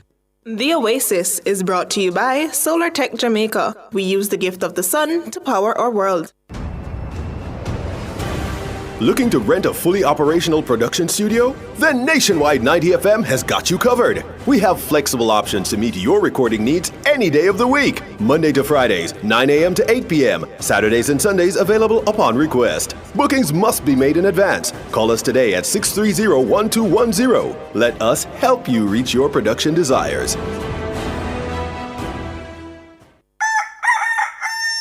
How certain are you that you're taking proper care of your pets? How often do you take them to the vet? Just as we need annual checkups with our doctors, most pets need regular checkups too. Owning and caring for a family pet doesn't have to be a difficult or burdensome experience. Nationwide 90 FM has an exciting feature called Pets World that will help you take better care of your pets. Join Nationwide 90 FM every Wednesday at 6:50 a.m. during the program This Morning as we take you into the do's and don'ts of caring for your pets. That's Pets World every Wednesday at 6:50 a.m. during the program This Morning on Nationwide 90 FM, a revolution in media.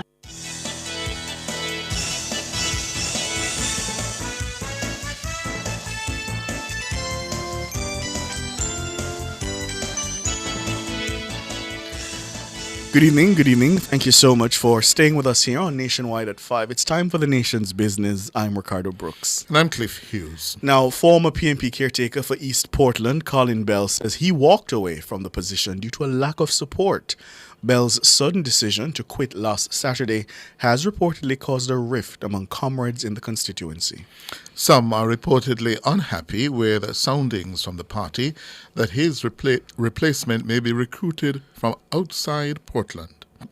I have agreed to withdraw my candidacy because of lack of support from the leadership of Divisions 1 and Divisions 2. Those are the PNP bastion in East Portland. And to win East Portland, you have to maximize the vote from Division 1 and Division 2. I was of the opinion that the two councillors would at some point settle down and come on board. That has not been happening, and before it gets later, I prefer to... We had a meeting and the discussion was held, and I had agreed that based on the fact that I am not getting the support from those quarters, that I would withdraw.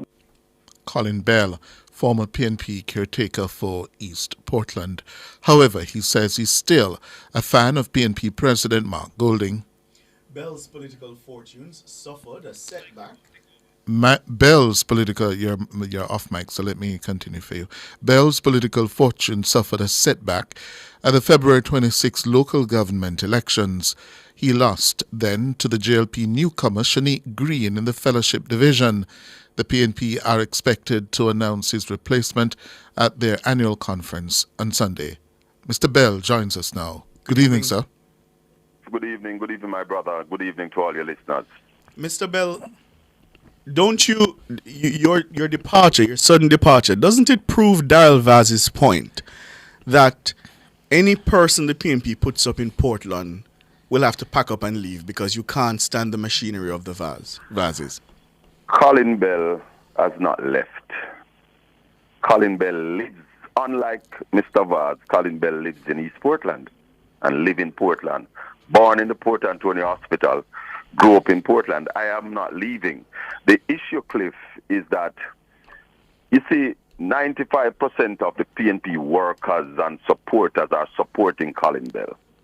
But the two councillors that leads the two largest divisions as it relates to voters, numbers of voters, they are not, and it's not like they were giving me the support from day one. From day one, they made it clear that they're not supporting my candidacy. And therefore, the strategy and the machinery on election day would encompass these two councillors playing a critical role. We have done the work. You came to East Portland, Cliff, and you have done poll, and your poll show that the PNP is leading in East Portland. No, don't do that, Mr. Well, Bell. maybe you didn't I didn't do any. Poll. Sorry. Blew that poll. Show that the PNP is leading in East Portland. My team and I, we did the work and brought East Portland into this position. Yeah? So we are in good standing to win East Portland once we do the right things. And if these two councillors are not coming on board, and I am going to be the obstacle, then I decide that in the best interest of Jamaica and the People's National Party, I have agreed to step aside and give them a candidate of their choice, and I, Colin Bell, will fall in line to ensure that the People's National Party wins Portland. What is it about your leadership such that you can't get the support of these councillors? These two councillors with Colin Bell is personal. It has nothing to do with politics or my leadership. Personal? Politics? Personal? Colin Bell is a straight shooter, Cliff. And the two leaders have been in leadership role in East Portland for a very long time. One over 36 years and one over 25 years. Before you entered the political fray? Yeah, you said 36 years, Cliff. One man a councillor for 36 years and one. Me just entered the fray really in serious politics in 2019 when Damian Crawford came in. I was inspired. I've always had the vision for East Portland and the development and the interest. Mm-hmm. But I did not get into the politics until 2019. Mm-hmm. So you're lost in the fellowship division. It's because of these councillors. No, man, I'm not blaming them for the loss in the fellowship division. Right, then clearly you don't have the kind of political strength that you think you do. No, but you see, my brother, you have to understand. You see, the fellowship division, the PNP has only won it once while we were not in power, and that was in 1986. But you cited the Blue Dot polls. You said that the constituency is within reach. You said that the PNP will win. Leading. You were leading, right? Yeah. Mm-hmm. And that you will win the constituency. Mm-hmm. Yes. And you were the candidate, and you couldn't pull off a division. So why should the Jamaican people believe you? But hear the argument. The fellowship division is the only division that the Prime Minister in the campaign visited twice. The Minister of Agriculture visited once. The Minister of Technology, Energy, Science and Transportation is in there 3 days a week. Every road in the fellowship division, except one, has been paved. So what happened in the local government election, Cliff, was that the GLP came at Colin Bell with everything that they had to ensure that what is happening now happened. Because, as I said, fellowship division is a swing division. The GLP itself had only won it once when they were not in power. And I think that was 2007 when a comrade named Derek Sampson ran and lost by 9 votes. So it is a division that votes with the party that is in power in a local government election. And a lot of the voters don't vote in local government elections. You have to know the dynamics. So it's not that I lost a PNP division. The PNP only won it once in the last 20 years.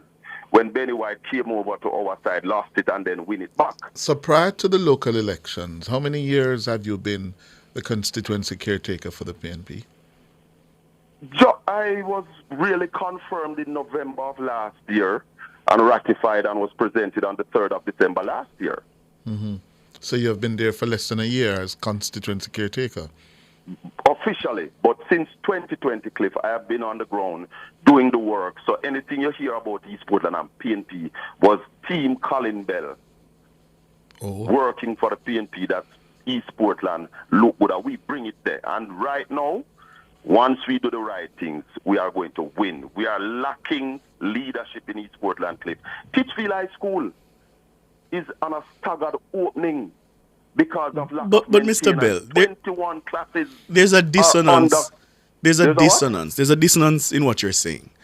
Because you are at once suggesting to us that you've strengthened the party's machinery in East Portland. Yes. You've cited the fact that you believe the party is in the ascendancy.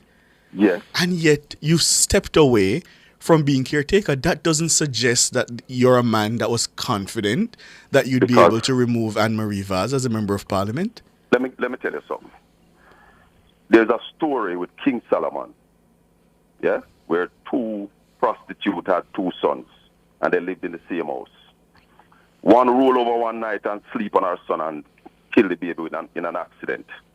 And when she woke up and found out that her baby died, she switched the babies. In the morning, the other mother wake up and said she have a dead baby, but when she searched the baby, she realized it's not her baby. So they went to King Solomon, and King Solomon sent him sword. I said, I'll cut the baby in 2 and give you off. The real mother said, no. The one that is not the real mother said, yes. So the fact that I have put in so much work on my team, we are not about to see it go down the drain. So this is Solomonic wisdom. This is the two councillors, they are not willing to come on board to ensure that we win. So therefore, I will go and I will work with what them saying. Well, they're not here to defend themselves. Well, you can yes, call it, and to say that they are not willing to work, to see the party over the line, I find that hard to believe. But they're not going to work. Two long-standing councillors? Two veterans, the two general them down here. And they wouldn't want to see the seat returned to the column of the PNP? Cliff, that's a question you'd have to ask. I'm Ricardo, by the way. This is Ricardo. And Ricardo, yes. That's a question you'd have to ask them. But I want to see the constituency return to the People's National Party, that we can get the leadership that we deserve. We cannot be in a situation where Happy Grove High School can't open and the government have money and our children are not going to school. We can't stay in them situation here. So when people are talking about strong, East Portland is ready for the PNP. It's just that two people don't believe that this man is the right man. And because them are the top man them down here, they are calling the shots. And when you say the top man them down here, them run the constituency. They are two elected representatives and they are veterans. So you have to listen to them when them talk. You can't just throw cool water upon them argument. So if them continuously say, boy, I don't think Shaka can win, I don't think Shaka can win, you have to give them a listening ear. They have been winning for how many years? And if that is the case, right, and you ascribe so much confidence in their predictions, it means you really couldn't win. And Marie Vaz would have beaten you.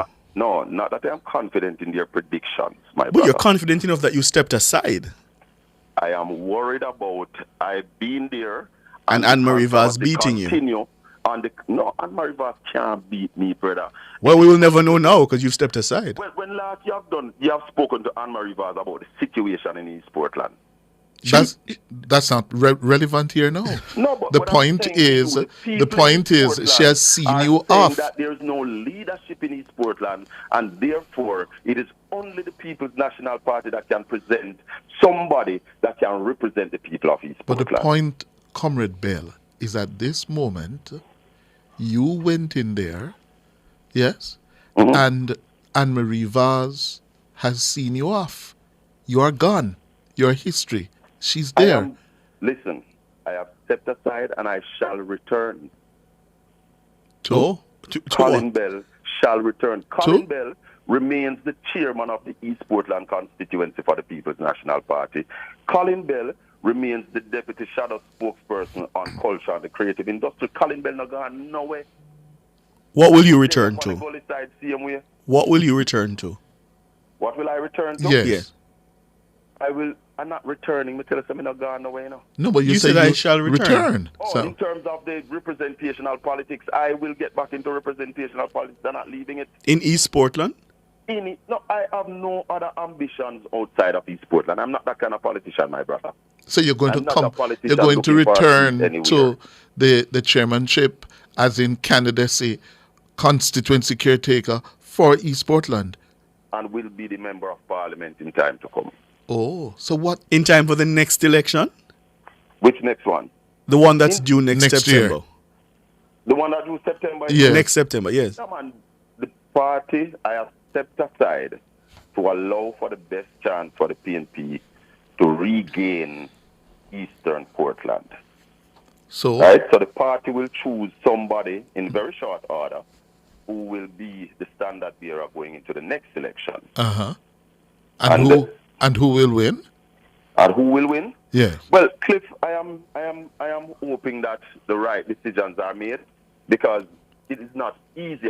I'm not saying that East Portland was easy and we're going to just walk over the incumbent. And that is why it needs all hands on deck to do it.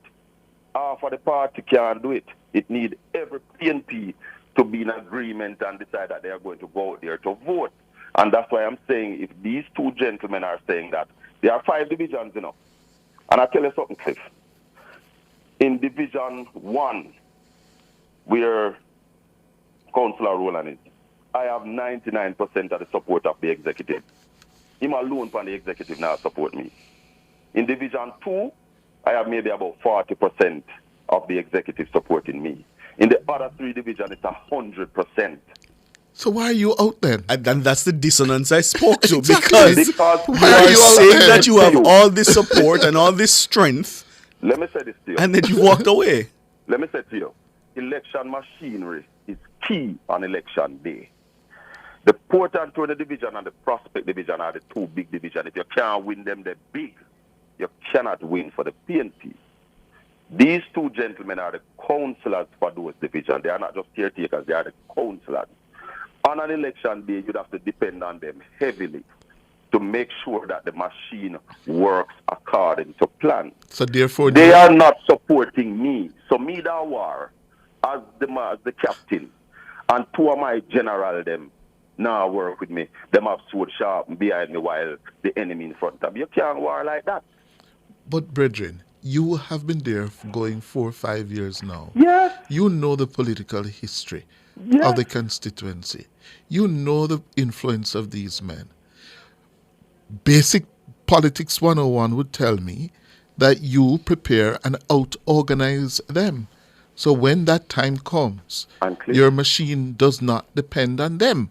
I tell you something, and I have done that. Why you think I am the chairman of the constituency? But you run left whatever you have done. Hold on. Why you think I'm the chairman of the constituency? Precisely. Because I've out-organized them. But you have not. Hear this. Yes, no. They've chased you out of the post as caretaker. No, hear this, Cliff. When That's we sit down Ricardo. and we meet, Ricardo, an election can be called within the year. So if you don't make up your mind now, if them not make up their mind now, to come on board, 6 months from now, we can't make no change, you know. So when the entire team met, we decided that, look here, something have to happen now. And nobody now about, so guess what? You see, because of me do the work, I don't want my work going in vain. Me have to step aside, continue to work, and somebody else will be on the ballot. Because any PNP representative is better than what we have now in East Portland. What are some of the issues facing the constituency in East Portland? East Portland, we have areas in East Portland that don't have no water run out of pipe, which is maybe a 10-minute walk from the main road. Water passes on the main road, a community called East Linton. There's no water in pipe. There's a lack of jobs in East Portland. Our educational system is running down. I told you about Titchfield High School that is open now on a staggered basis. I told you about Happy Grove High School that is not really open. They are thinking about opening somewhere about the 17th, if it's possible, because the school is still being worked on. It is a lack of management why these things are happening. Cliff, you'd remember when the road was under construction, children from Happy Grove and Fair Prospect was getting home at midnight. It was Colin Bell who was out there championing the cause for these children to get a bus. So when we look at the opportunities for businesses, our businesses are suffering because we don't have tourism coming into the parish, and that would be one of our mainstay. After the government come forward and said they're going to build urban center, I am saying to the government, using your platform, Cliff, an urban center in Port Antonio is a want. There is a need. Develop the East Harbour so that we can get cruise ship to come to Port Antonio. If we get one cruise ship a week in Port Antonio, that will start driving the economy. Then you can think about the urban center. So you cannot plant grass and the heart are starved. So we have those issues. We still have some road issues because what they have done to the Southern Coastal Highway, that they have downgraded it, doing it on the existing corridor, and because of that, people suffer during the construction period. And that's a project, Cliff, that's coming from Portia Simpson. So that's not the project that was left for us. And I hear the Prime Minister now saying that they're going to build a bypass. I want to inform people that the bypass was a part of the original plan that was left under Portia Simpson Miller for a new road from Harborview into Bryants Bay, Port Antonio. That would have developed the tourism sector, because that would now give you 50 minutes from Norman Manley International Airport into Dragon Bay that has been sitting there idling for many years. Well, So we have issues, Cliff. So the people don't want nobody. We're not talk to them. The people, they want somebody to come and represent them. But that's what you were. That's what you were supposed to be doing, and now you have left them. Still going to be doing it, Cliff, and not leaving. Yes, you won't be the constituency caretaker. Yeah. Yeah, DJ, Mr. Bell. No, I am the Deputy Shadow Minister of Culture and the Creative Industry. I am a creative myself. I see. Colin Bell, former PNP caretaker for East Portland. Thank you so much for your time. I appreciate it. Blessings. Take care. Good. You know, Cliff, Mhm. I don't know if you follow Daryl Vaz on X. No. His level of trolling is something different, you know. Yeah. Because when Mr. Bell announced that he was stepping aside, Mr. Vaz said, another one bites the dust. And he has been saying quite consistently that no matter who you put up against the Vazes in Portland, sooner or later, they don't survive. They don't make it. Uh-huh. Yeah. That's why they call him Mr. Portland, he says. Yes. He's a one-of-a-kind politician. All right, that's all. We're going to take the break and come back with more from Nationwide at 5.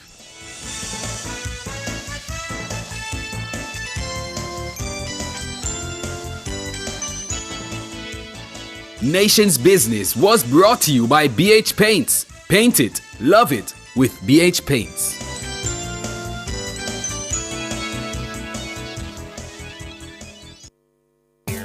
The Watchman. Exploring issues shaping our society, government, and business. Provocative, unconventional. Dr. Henley Morgan is The Watchman. Good evening. Vision 2030, Jamaica overpromises and underdelivers. Jamaica? No problem, man. That's a lie. A damn lie. Not even the most optimistic soul living here on the so-called rock could fool him or herself to believe this lie for a second. The seemingly unsolvable murder problem says it is a lie. The intractable economic problem says it is a lie. Let's examine 2 recent events that have been like a punch to the gut, killing any hope that Jamaica will achieve the prosperity promised by this line from its national pledge. So that Jamaica under God may increase in beauty, fellowship, and prosperity. The first hope-destroying event is the decision by the Minister of Finance of the ruling Jamaica Labour Party, JLP, which came to power on a promise of prosperity. The decision by the minister to jump ship midstream for safer harbor by taking a cushy job as deputy managing director with the lender of last resort, the International Monetary Fund, the IMF. The second event, which should be getting more coverage than Nigel Clarke's personal decision made in his own career and self-interest, is the news coming out of the Planning Institute of Jamaica, the PIOJ, that Jamaica's Vision 2030 is not achievable in the given time frame.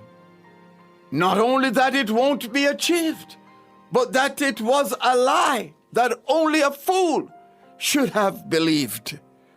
Listen to the skillful and crafty wordsmithing by PIOJ Program Director of Vision 2030, Paisha Brian Lee, in making the announcement. I quote her from press reports.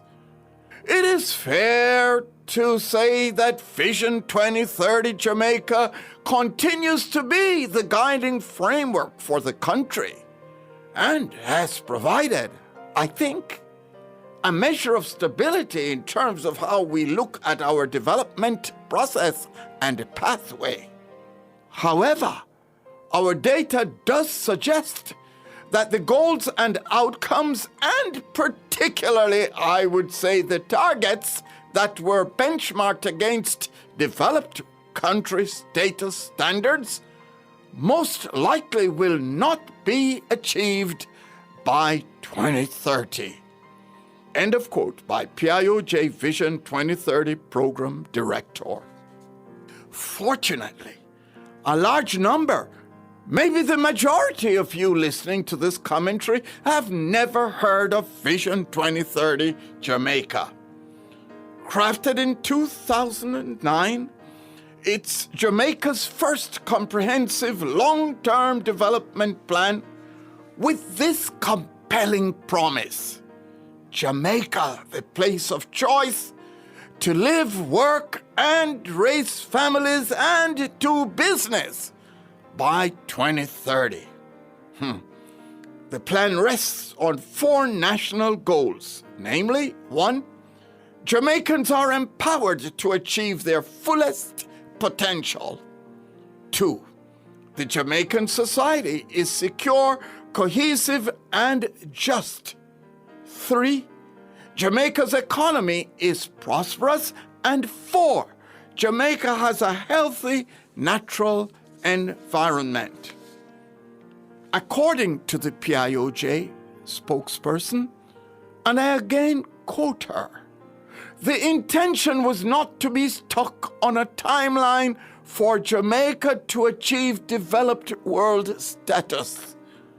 End of quote. What is a plan without meaningful targets and especially a timeline? It's nothing more than an aspirational statement.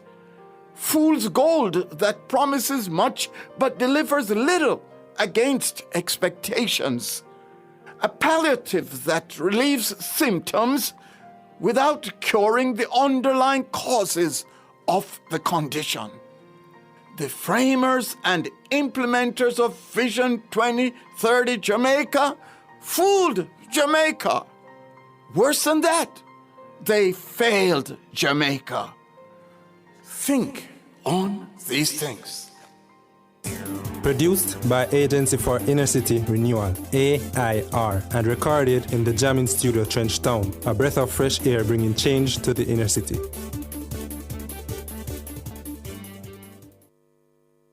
On Sunday, August 11, in the quiet community of Cherry Tree Lane in Clarendon, our entire nation was shaken by a brutal act of violence. Gangsters mercilessly took the lives of 8 innocent Jamaicans, including a 7-year-old boy and several women. These criminals will strike again, destroying more families and more communities unless we stand together to stop them. If you have any information that can help bring these killers to justice, please share it with the security forces. The government has established a reward fund of $25 million for information leading to the arrest and charge of the perpetrators who committed this heinous act. The facilitators who supplied them with arms, intelligence, and transportation. Those who harbor and protect these criminals after the crime. If you know something, say something. Call Crime Stop at 311 MOCA at 888-6622-847. NIB at 811 or the JDF at 837-8888. Together, we will defeat the gangs and develop a culture of peace in our country. The proceeding was brought to you by the Ministry of National Security. For all your electrical needs, visit ABC Electrical Sales. They stock a wide variety of electrical supplies including plugs, switches, panel boards, and conduits, plus energy-saving fixtures. ABC Electrical Sales stocks brands like GE, Siemens, Philips, Cutler Hammer, and Allen Bradley. They also offer free island-wide delivery just to suit your needs. Visit them at Shop 8, Hagley Park Plaza, Kingston 10, or call 876-754-3714-5 or 876-754-3825-8. ABC Electrical Sales, for a better choice in the electrical business. Mommy, there's a whole heap of things I need to go back to school, you know. I want a trendy school bag with a matching lunch kit, markers, pencil case, ruler, rubber. Not to mention your uniform and your books. All of this up and down. Cha! No need to worry! Come to a Zan Supercenter for massive super savings on selected items. From preschool to university, we have everything you need at low prices. Visit our convenient locations at Regal Plaza Crossroads, Linston St. Catherine, and Zan Supercenter. It's a lifestyle. Drive Hyundai. Hyundai vehicles beyond beyond your dreams with an exclusive 4.99% interest rate. Yes! Shop Hyundai vehicles and get a super low 4.99% interest rate on your car loan. Plus 2 years free service, 1 year insurance, and 5 years warranty. Offer valid on all 2024 Hyundai vehicles. Drive your Hyundai with the lowest interest, 4.99%. Conditions apply. Pack it on a budget, so me reach KFC. New crunchy box meal. That a for me a piece of chicken, 2 wings, biscuit, and a drink. Crunchy box of the flavor, so we make the lid. Value for your money, flavor and the taste. KFC, crunchy box run the place. So much variety, the box now no space. KFC, crunchy box run the place. Crunch your craving with the new KFC Crunchy Box. A piece of delicious chicken, 2 hot wings, biscuit, and Pepsi for only $850. KFC, it's finger licking good. 10 minutes to 7. I'm Cliff Hughes. And I'm Ricardo Brooks. It's actually 10 minutes after 7. Yes, 10 minutes after 7. Well, U.S. Vice President Kamala Harris and former President Donald Trump are gearing up now for their first debate on Tuesday, first and possibly last. The debate will be hosted by ABC News at Philadelphia's National Constitution Center.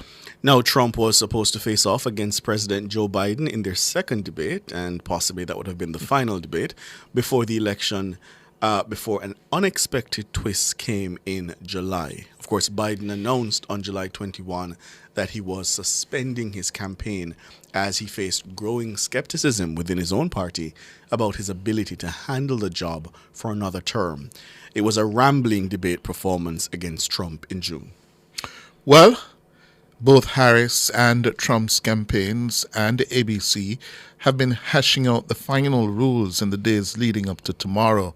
The final sticking point was over whether the microphones should be muted. Harris's campaign wanted both microphones unmuted for the entire debate. Trump's team wanted a candidate's microphone to be muted when their opponent was speaking. Of course, this was a rule the Biden campaign had requested and pushed for during that encounter in June. The Harris campaign ultimately relented. Microphones will be live only for the candidate whose turn it is to speak and muted when the time belongs to another candidate. The debate will be moderated by World News Tonight anchor and managing editor at ABC News, David Muir, and ABC News Live Prime anchor, Lindsay Davis. It will last 90 minutes with 2 commercial breaks and no audience in the room. There will be no opening statements, and closing statements will be 2 minutes per candidate. Trump won a virtual coin toss and will offer the last statement of the night. Each candidate will be allotted 2 minutes to answer each question with a 2-minute rebuttal and an additional minute for a follow-up clarification or response. Candidates will stand behind podiums for the duration of the debate, and no props or written notes will be allowed on stage. Each candidate will be given a pen, a pad of paper, and a bottle of water. Campaign staff may not interact with candidates during commercial breaks. Well, for a lead-up to tomorrow's debate, which we will be carrying live here on Nationwide 90 FM, we're going to get the views now of 2 members of the Jamaican diaspora, Dr. Clovis B. Nelson and diaspora activist, Global Jamaica Diaspora Council, Blaine Stoddart. Good evening. Good evening. Good evening. How are you? We're good. Let me begin with you, Dr. Nelson. Tomorrow, what must Harris and Trump achieve? From my perspective, both candidates, or both Trump and Harris, will have to find new ways of reaching out not just to the American public, but to the global sphere. Of course, the American public is their priority. And the regulatory systems that they operate by, the governance on both sides of the fence, I'm sure they will have to find ways to reach out to the grassroots, to the bulk of the populace, to the enthusiasts, and to those who want to see some change. The tug of war of the usual kind of politics will have to be considered, and changes need to be implemented as it relates to where America goes and how America goes forward. I'm talking about trade and economic development methodology. I'm looking at how us in the diaspora, the Caribbean people in the diaspora, fits into all of that. We're looking at the issues of security and security cooperation, and we're looking at energy and climate change. Those are some fundamental issues that I think both candidates would have to seriously address. Mm-hmm. And we could go on to looking at matters such as diplomatic and cultural relations as it relates to us here in the Caribbean. You will not see that, Dr. Nelson. Come on. But let me This is ask an American election. Let me ask Blaine so that question about minutes. change. Because how does a former president and an incumbent vice president present themselves as agents of change? How do they do that, Blaine Stoddart? Again, this is Blaine Stoddart. Great to be on the program. I am not a member of the Global Diaspora Council, although a lot of people in Jamaica think I am. I'm just very active in the diaspora and will remain active in the diaspora as I have been for the past probably 25 years. All right, appreciate that. The question is, how does a former president rebrand, and how does a sitting vice president rebrand? Well, this debate, I'm gonna make a prediction here.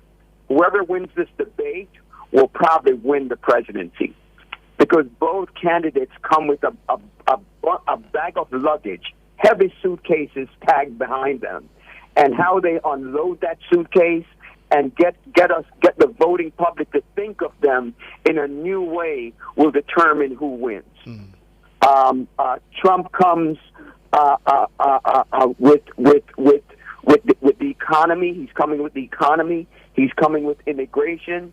And the baggage that he's coming with is something called Project 2025, where he and conservatives have a manifesto to do away with the Department of Education, to deport millions and millions of immigrants, to take over the FBI so that the FBI becomes under presidential control, so that Trump can prosecute his enemies like a communist country.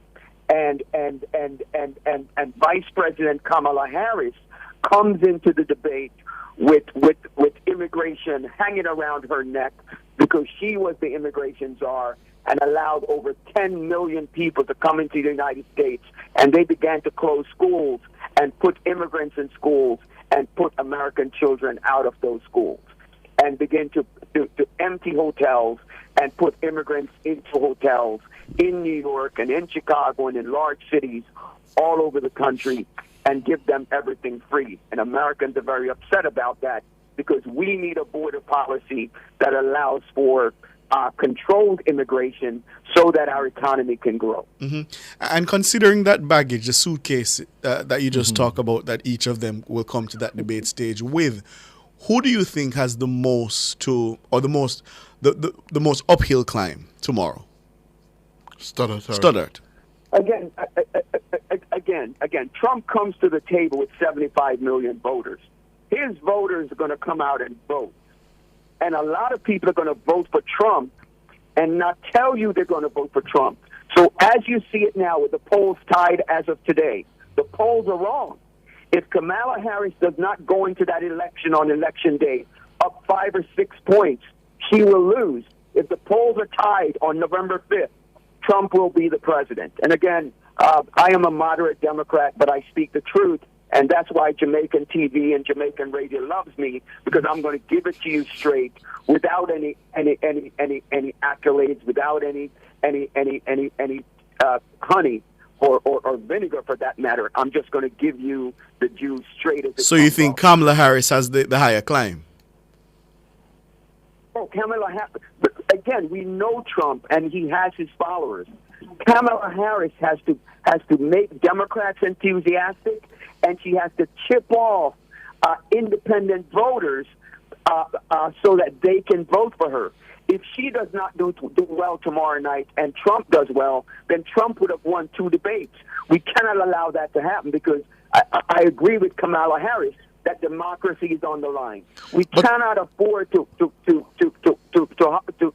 elect a president that's going to take over the FBI and begin to prosecute his enemies and put them in jail. That is communism. But Dr. Nelson, picking up on the point made by Blaine, yes, where he says Trump is going into November 5 with 75 million votes. Kamala Harris, by that metric, would be going in with 81 million votes that Biden got if she were to consolidate the Democratic base. And all the polling indicates that she is consolidating very quickly that Democratic base behind her. Where she has a challenge, she has to prove to a third of the American people that, listen, I'm up to the job to be your next commander-in-chief, Madam President. And they will be watching her standing up next to Trump. If she can prove tomorrow night that, listen, I can stand up to him, I can get this job done, won't she consolidate and get that 81 million votes from those who voted for Biden in 2020? And with that, I concur, Cliff. I have no doubt that Ms. Harris will, walk away with the victory in that debate.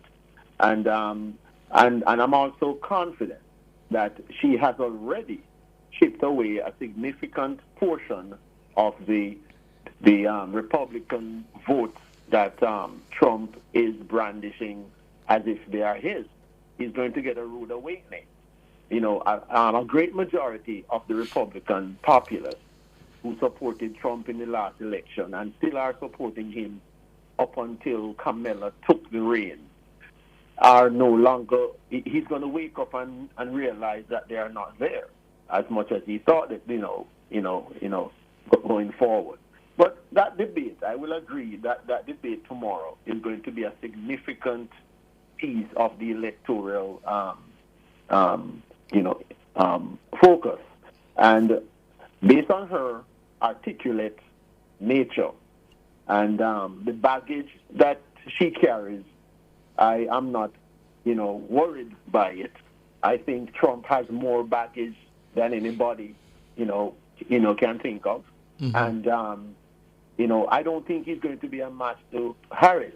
Mm. And, she is bringing with her that surplus energy of women. She's mm-hmm. bringing with her the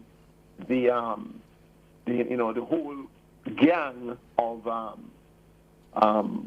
abortion supporters, everybody can agree with. But what she doesn't have, though, Dr. Nelson, based on the data, the polls, mm-hmm. Biden, 90% of black voters turned out for him. Yes? Clinton, 90-odd percent. Mm-hmm. So too Obama. Mm-hmm. She is just at about 76%. She is yet to consolidate fully the black voting bloc, especially young men. Yes? And I think she will.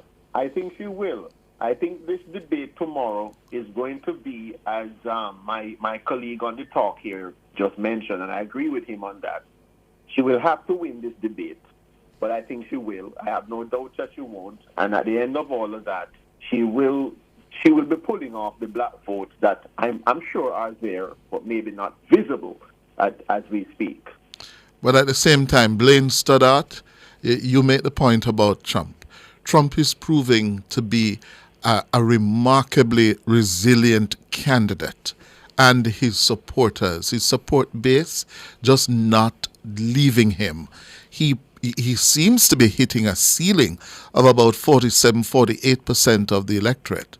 And that is where I think Miss Harris has a point, has an opportunity mm-hmm. to really mm-hmm. go beyond 48-49% and get into 51-52. Mm-hmm. But she must convince Americans tomorrow night who are looking at her, 28% according to the New York Times poll yesterday, would like to know a little bit more about her. Only 9% say they need to know more about Trump. They know that guy. Exactly. She has more room to grow than he does. Yes. Yes. Yes, she does. Hold on, Dr. Nelson. Let me give Blaine the moment. Blaine? And by the way, I think Dr. Nelson's points are well taken. However, ladies and gentlemen, Vice President Kamala Harris needs to get away from her talking points. She needs to get away from the old talking points and come with something new. Number one, she needs to talk about what she's going to do to stem illegal immigration. Our economy cannot stand up under 10, 20 million people coming over the border illegally. We cannot. She's not been do it. afraid That's to do number that, one. Blaine. I've heard her. Hold on, Blaine. I've heard her make the point. Unlike Biden, but listen, we did it with cotton out of Oklahoma. We created a law, yes, that could deal with the problem at the border with the help of the most conservative Republican lawmakers. And who killed it? Trump. She's going to remind him of that tomorrow night. Unlike Biden. Absolutely. And again, we can spend some time on immigration. We can spend some time on crime. We can spend some time on the economy. Let me give you a great example of where Kamala, again, and the radio is probably going to explode, of where Kamala sometimes talks things that doesn't make sense. What she said was she's going to sue the supermarkets and the food makers for jacking up food prices. From Economic 101, you cannot say that. You have to look at the inputs. You have to look at the inputs and supply and demand, and that's how you affect food prices. For example, you have to bring down gas prices so that your transportation costs come down. If there's a shortage of onions, you have to increase, just as how there's a shortage of lemons and limes in Jamaica, you have to increase the production of lemons and limes for the cost to come down. That's how you do it. You don't say you're going to beat up the supermarkets and the suppliers. That's socialism. It just doesn't work. So you have to know what you're talking about. You have to give people concrete issues that they can hang their ass. Hold on, Dr. Nelson. Dr. Nelson, hold on. Allow him to finish. Complete your point, Blaine. Complete your point. My point is done. I'm saying if you're going to make an economic statement, you have to make an economic statement. You cannot make a general statement about oil prices or food prices or housing prices without coming up with an economic solution to an economic problem. We should also tell the listeners that just today, the Harris campaign has added an issues tab to their website. And she explains the issue that Blaine is having here. She doesn't say she will sue them, Blaine. She says that she will direct her administration to crack down on anti-competitive practices that lets big corporations jack up prices and undermine the competition that allows all businesses to thrive while keeping prices low for consumers. What I agree with you on is that we need more details as to what that crackdown will look like. But she doesn't necessarily say she will sue. Yeah. You can't say a statement like you're going to crack down on corporations as the President of the United States. You have to talk about supply and demand, and you have to be specific about what you're going to do to bring down food prices or what you're going to do to bring down drug prices. And again, I agreed what they did. They put a cap on Medicaid, on some drug prices from Medicaid recipients. You just have to be specific. You cannot put a price on milk. It's supply and demand. And the point you make about immigration, she also has laid out quite a detailed proposal here on making communities safer from gun violence and crime, securing the border. She mentions the bill Cliff just spoke to that was piloted by Senator Lanford out of Oklahoma. She talks about tackling the opioid and fentanyl crisis and to ensure that no one is above the law. So she's taking on most of what you're saying, Blaine, and this is pretty tough language when it comes to immigration, certainly tougher than Biden has used. She says she wants 1,500 border security agents. I'm happy she is. She cannot win on general statements. Yeah.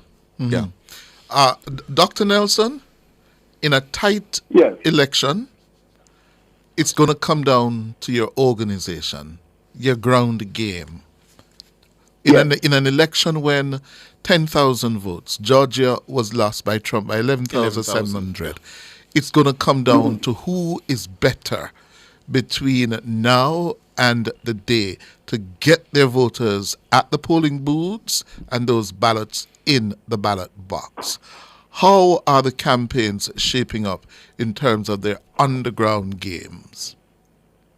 My colleague on the chat here made a very good point earlier when he spoke about the fact that Trump's posse, if I may call his voters his posse, is losing numbers. His posse is shrinking, not necessarily growing. Camilla's posse is growing. Her voter base is expanding incrementally, but it is expanding. And that is the dynamics that I'm looking at. Yes, you know, she will have to go there on the ground and her team and door to door, whatever it takes to get the votes out. But I think just based on the dynamics of who Trump is and what Biden was and Camilla, the new kid on the block, if I may, with all of this enthusiasm and exuberance behind her heels, I don't foresee a problem. I think she will be the next president of the United States. Blaine Stoddart, Dr. Clovis B. Nelson, we have to leave it there. Thank you so much for your time, gents. Really appreciate it. Thank you. Good. And of course, listeners, we will carry that debate to you live from ABC. Starts at 8, yes, Dana, 8 o'clock Jamaican time. And we will have pre and post debate analysis. It could be the tipping point. I think it's going to be the most crucial 90 minutes of the remaining 50, 56, 57 days of the campaign. A topsy-turvy election. Yes, you could have as many as 160, 200 million voters, tuning in tomorrow night. And this is around the time that the American people really tune in to the They're presidential. fully tuned in now after Labor Day. Yeah. So it's everything to play for. Yeah. And you cannot write off that man, the convicted felon, the criminal, Donald Trump. You just can't write him off. Yeah? He leads a cult. 29 minutes to 8. It's time for your calls. The numbers, you know them. 630-9371-4, 618-8255.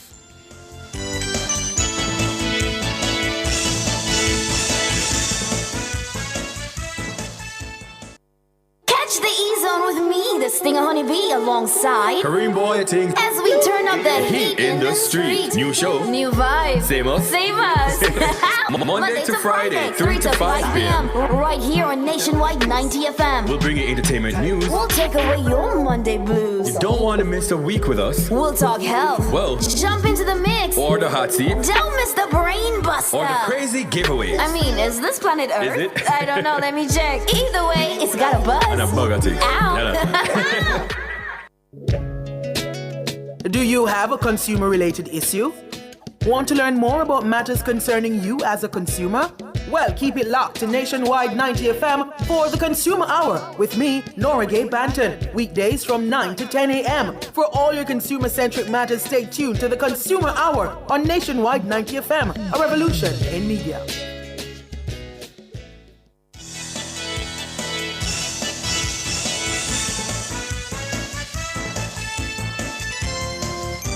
So we're taking your calls at 7:32 this Monday evening at 876-6309-37124 or 876-618-8255.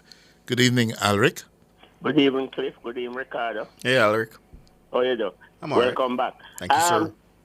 Mr. Hughes and Ricardo, tomorrow night is going to be very interesting. And Cliff, I've been following you and all that you have been saying. Ricardo told me 2 weeks ago that when Kamala come out of this debate tomorrow night, she had to be 10 points in front of Donald Trump. I don't think I said 10, Alric. You said 10. But I said significantly ahead. Yes, significant. And I told him, Mr. Hughes, no. And I'm going to tell you why. I listened to Dr. Nelson. Mm-hmm. And Ricardo, you might be a little bit too young for this. Cliff would be in a better position than an old fogey like me. You ever see a new girl, Mr. Hughes, and you say, oh, that new girl look, very good. I'm going to try it. Yes. That is Kamala. She's new. She's fresh. She's different.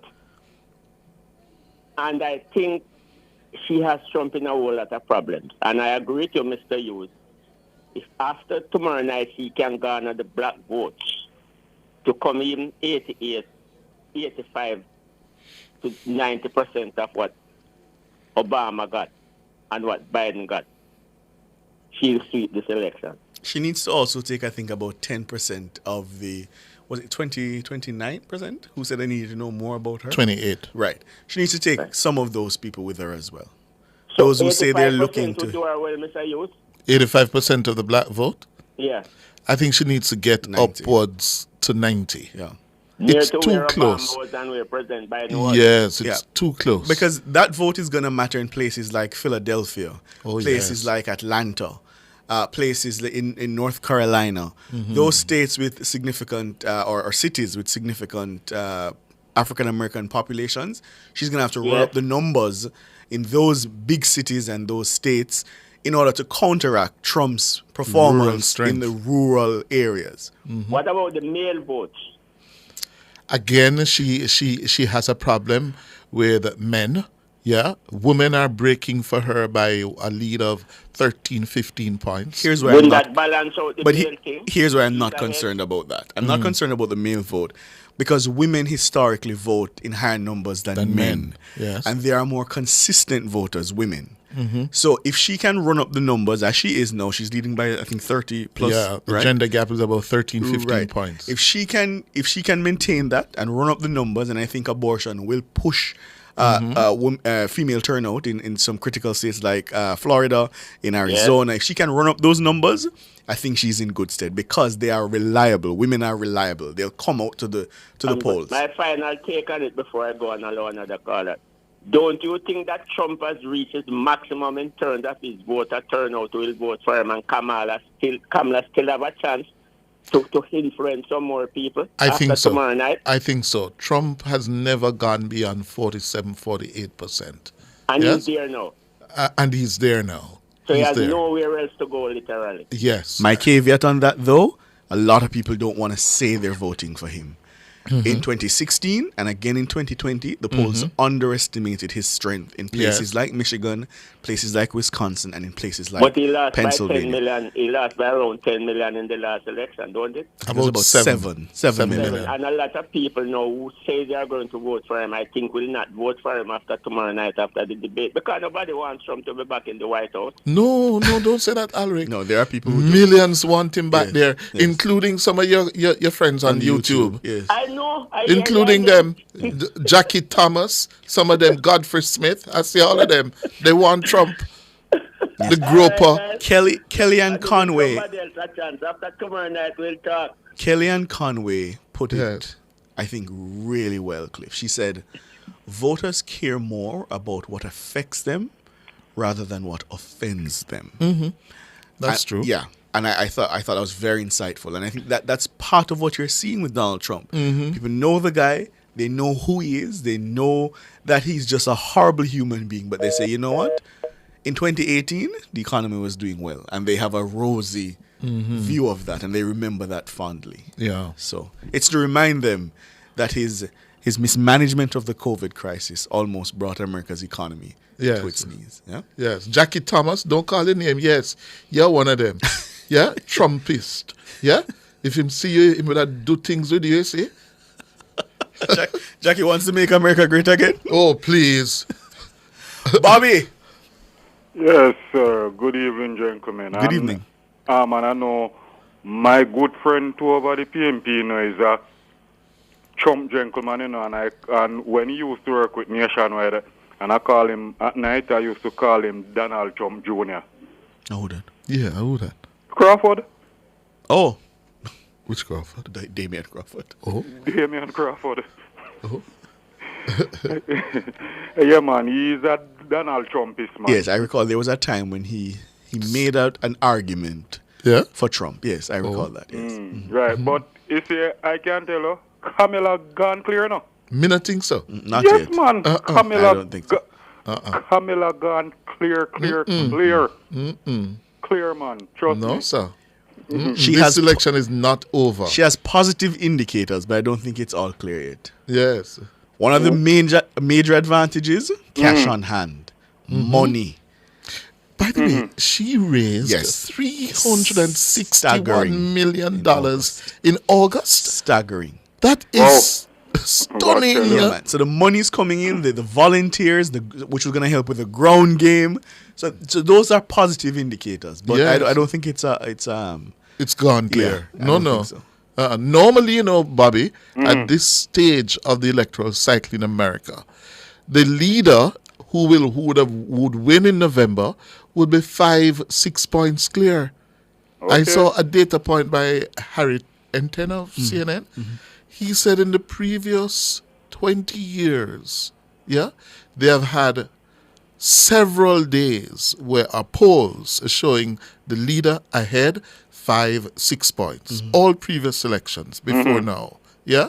This time, 0 days where they have had a poll showing any one of the candidates leading by 5 points. Yeah, Biden was ahead by about 9 at this point. Close. Hillary Clinton was ahead by about 5 at this point.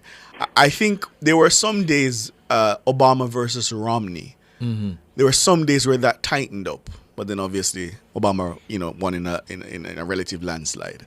But no, I don't think it's a foregone conclusion yet at all. Gentlemen, I want to say something to no man. No can pray. Pray for what? Pray for? Yeah, man, go on on it because pray for Kamala? Yes, man. No, pray, man. Make I tell you, God answer every prayer, and trust me. I want to tell you something, Bobby. If I were to pray for any election, I'll pray for what's to come in September next year, or by September next year. Well, look here. I am coming to that. No. And first, I think that will require more prayers. Well, look here. I want to comment nationwide because I heard the cover story this evening, and I like how you call the General Secretary. And his explanation to me is hiding behind certain comments he made, especially when it comes on to the Prime Minister statutory declaration. Somebody, can't you imagine, look when they put out the report on his statutory declaration, when it is winding near up to an election season, because somebody is trying to put down the Prime Minister in the gutter. Me don't know about that, Bobby. Yes, somebody is trying that. Me don't know if I that. And one thing I want to tell Dayton Campbell, Mark Golden and all of them, no matter where them try, Prime Minister Andrew Holness, he will not only get a third term, he will get a fourth term, he will get a fifth term. No, you're not bother with that. No. You don't bother with that. He will go behind. No, Cliff. Yes, Cliff, Bobby. Look on the good gains this Prime Minister has Yes, Bobby, but you're well ahead of yourself. Yes, and the politics must refresh and renew itself. We shouldn't have any leaders in power. That would be what? 5, 10, 15, 20, 25 years? No, sir. That's not going to happen. Take care, Bobby. Let's give somebody else a chance. 18 minutes going up to 8 o'clock. Omalu. Yeah, good evening, Cliff. Good evening, Ricardo. Hello, Omalu. If that report that you give today, Cliff, is so, because, we can trust it, but we still have to... Why say Cliff gave it? Nationwide's newsroom published it. Yeah, we still have to... We trust it, but we still have to wait on the final report, yeah? Yes, I'm granted that's a buy I put on, and I'm not going to sit and come. Yeah. But if that is so, I think there is something wrong with the Integrity Commission. And I think the act should be repealed. This cannot be like this. This is not helping Jamaicans. This really is not helping Jamaicans. This has nothing to do with helping the country in any way, shape, or form.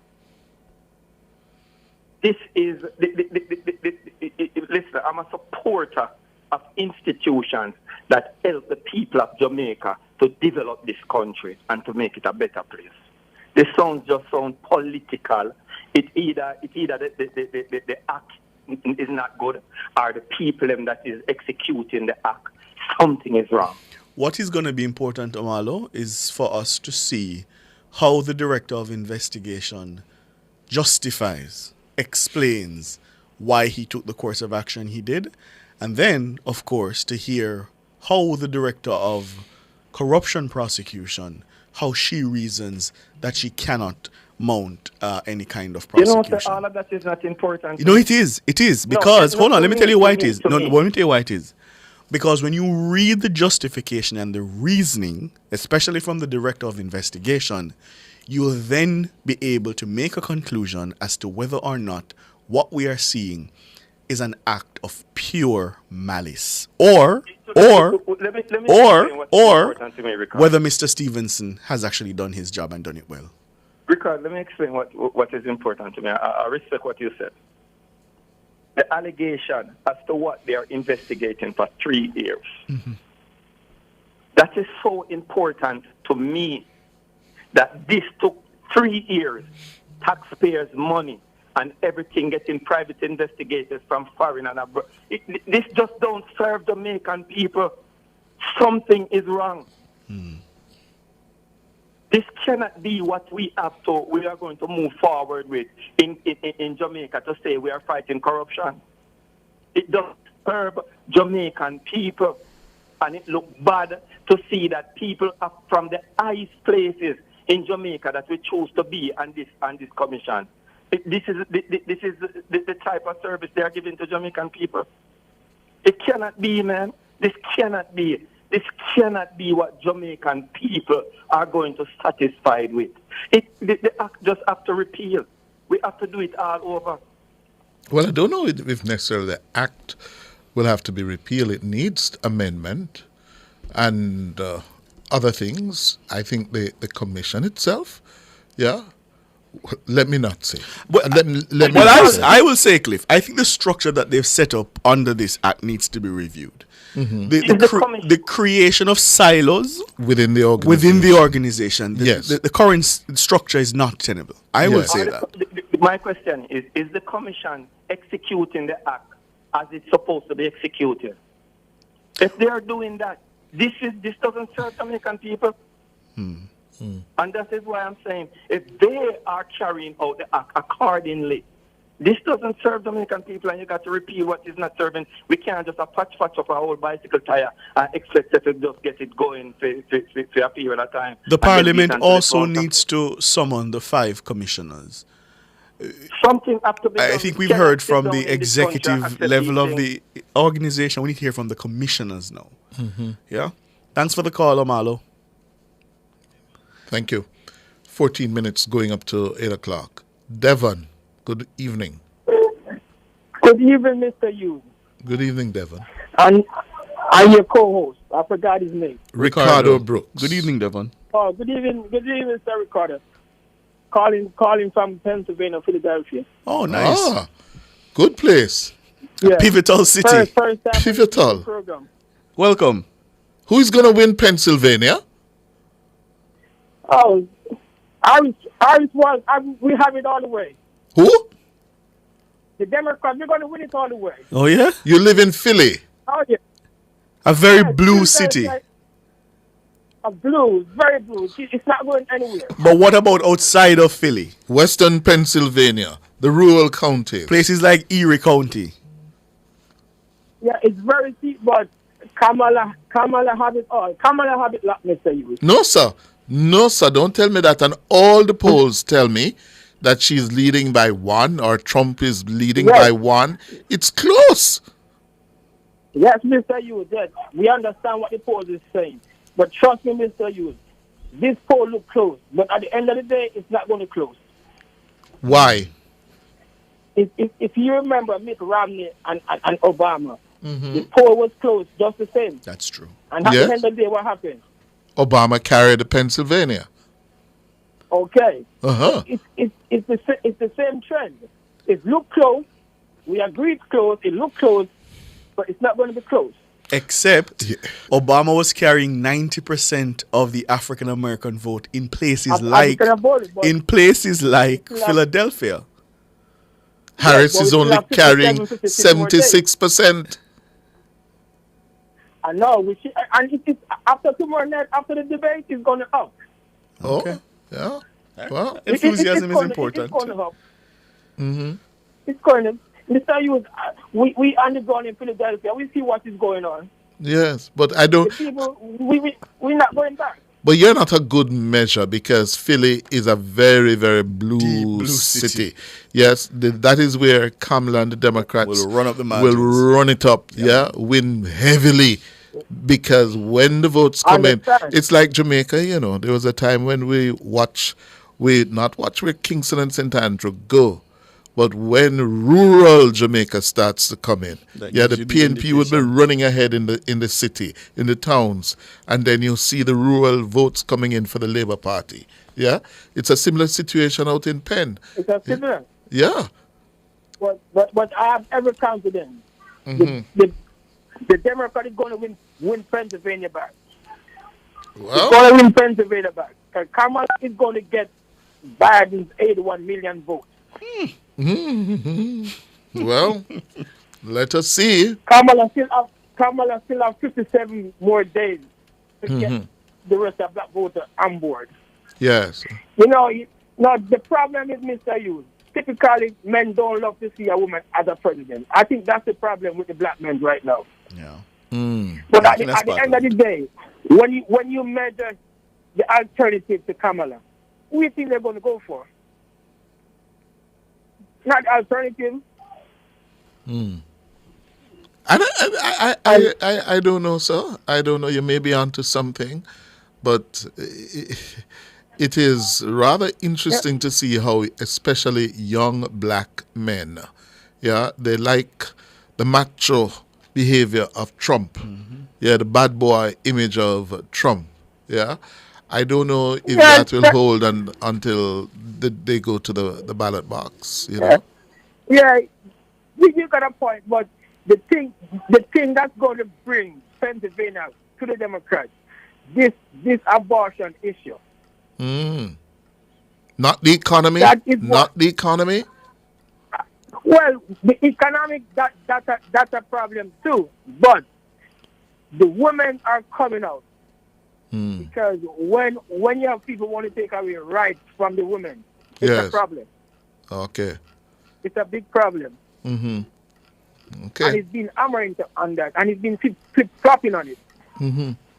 This moment is not for it. This moment is for it. Yeah.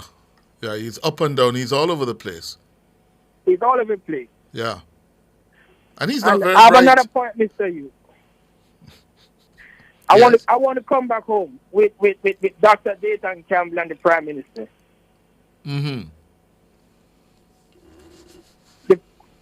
Why is the IC took 3 years to tell us about a $384 Jamaican dollar? $384,000. Yes. It took them 3 years to let the public know that. Yes. So why it took 3 years for them to let the public know that? Well, let them tell us. I think all these people from the IC, they should go.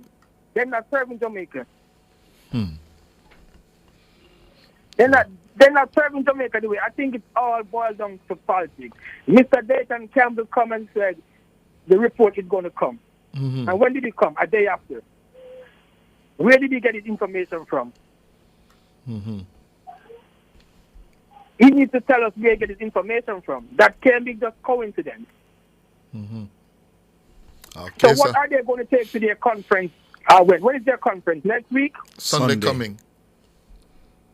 So what are they going to take to their conference now? Because they can't talk about Andrew Holness is being corrupt. So what are they going to talk about now? I'm going to say time come. Time come for what? Time come. Time come. Just come. I think that's the only slogan they have. Time come.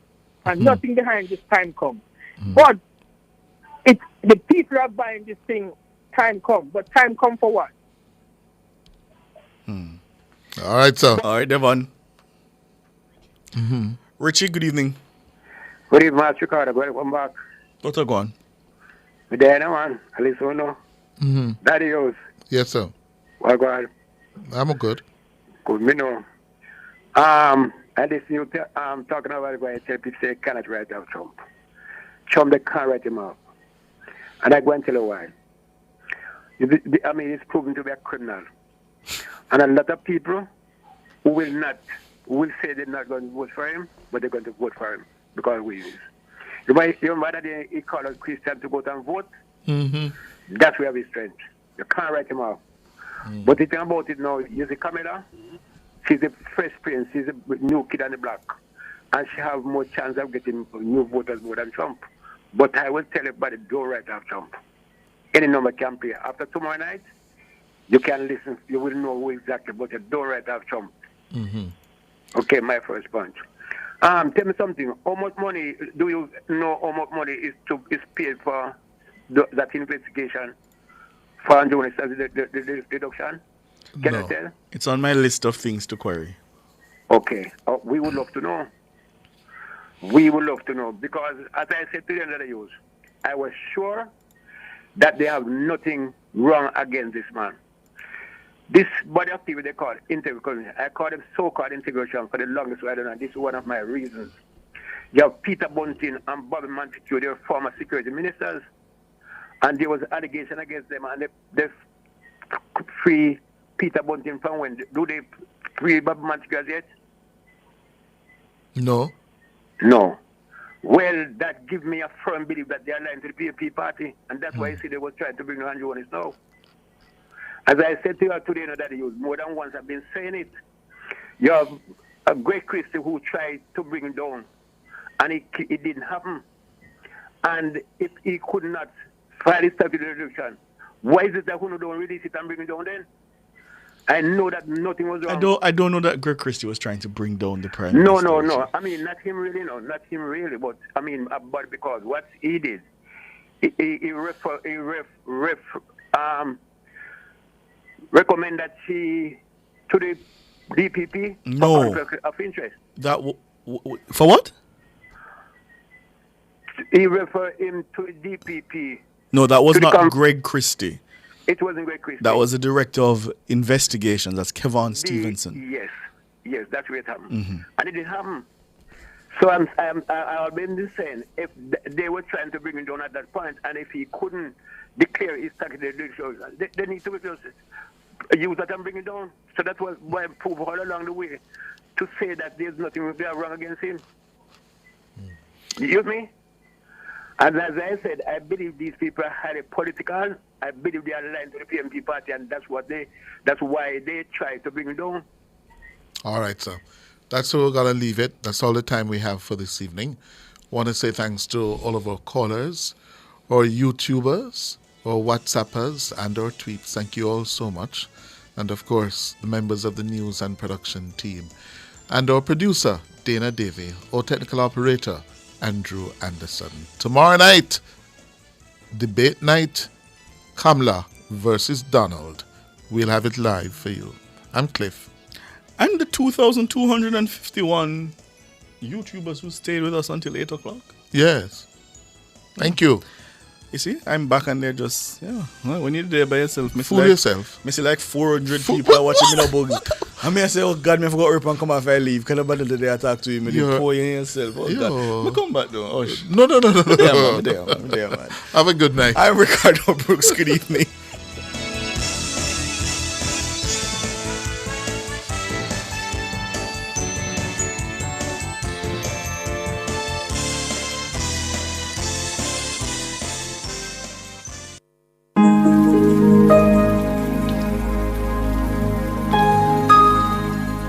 Hi there. Here's some good news for these trying times. Quote, "By God's word, I can see where I'm going. They throw a beam of light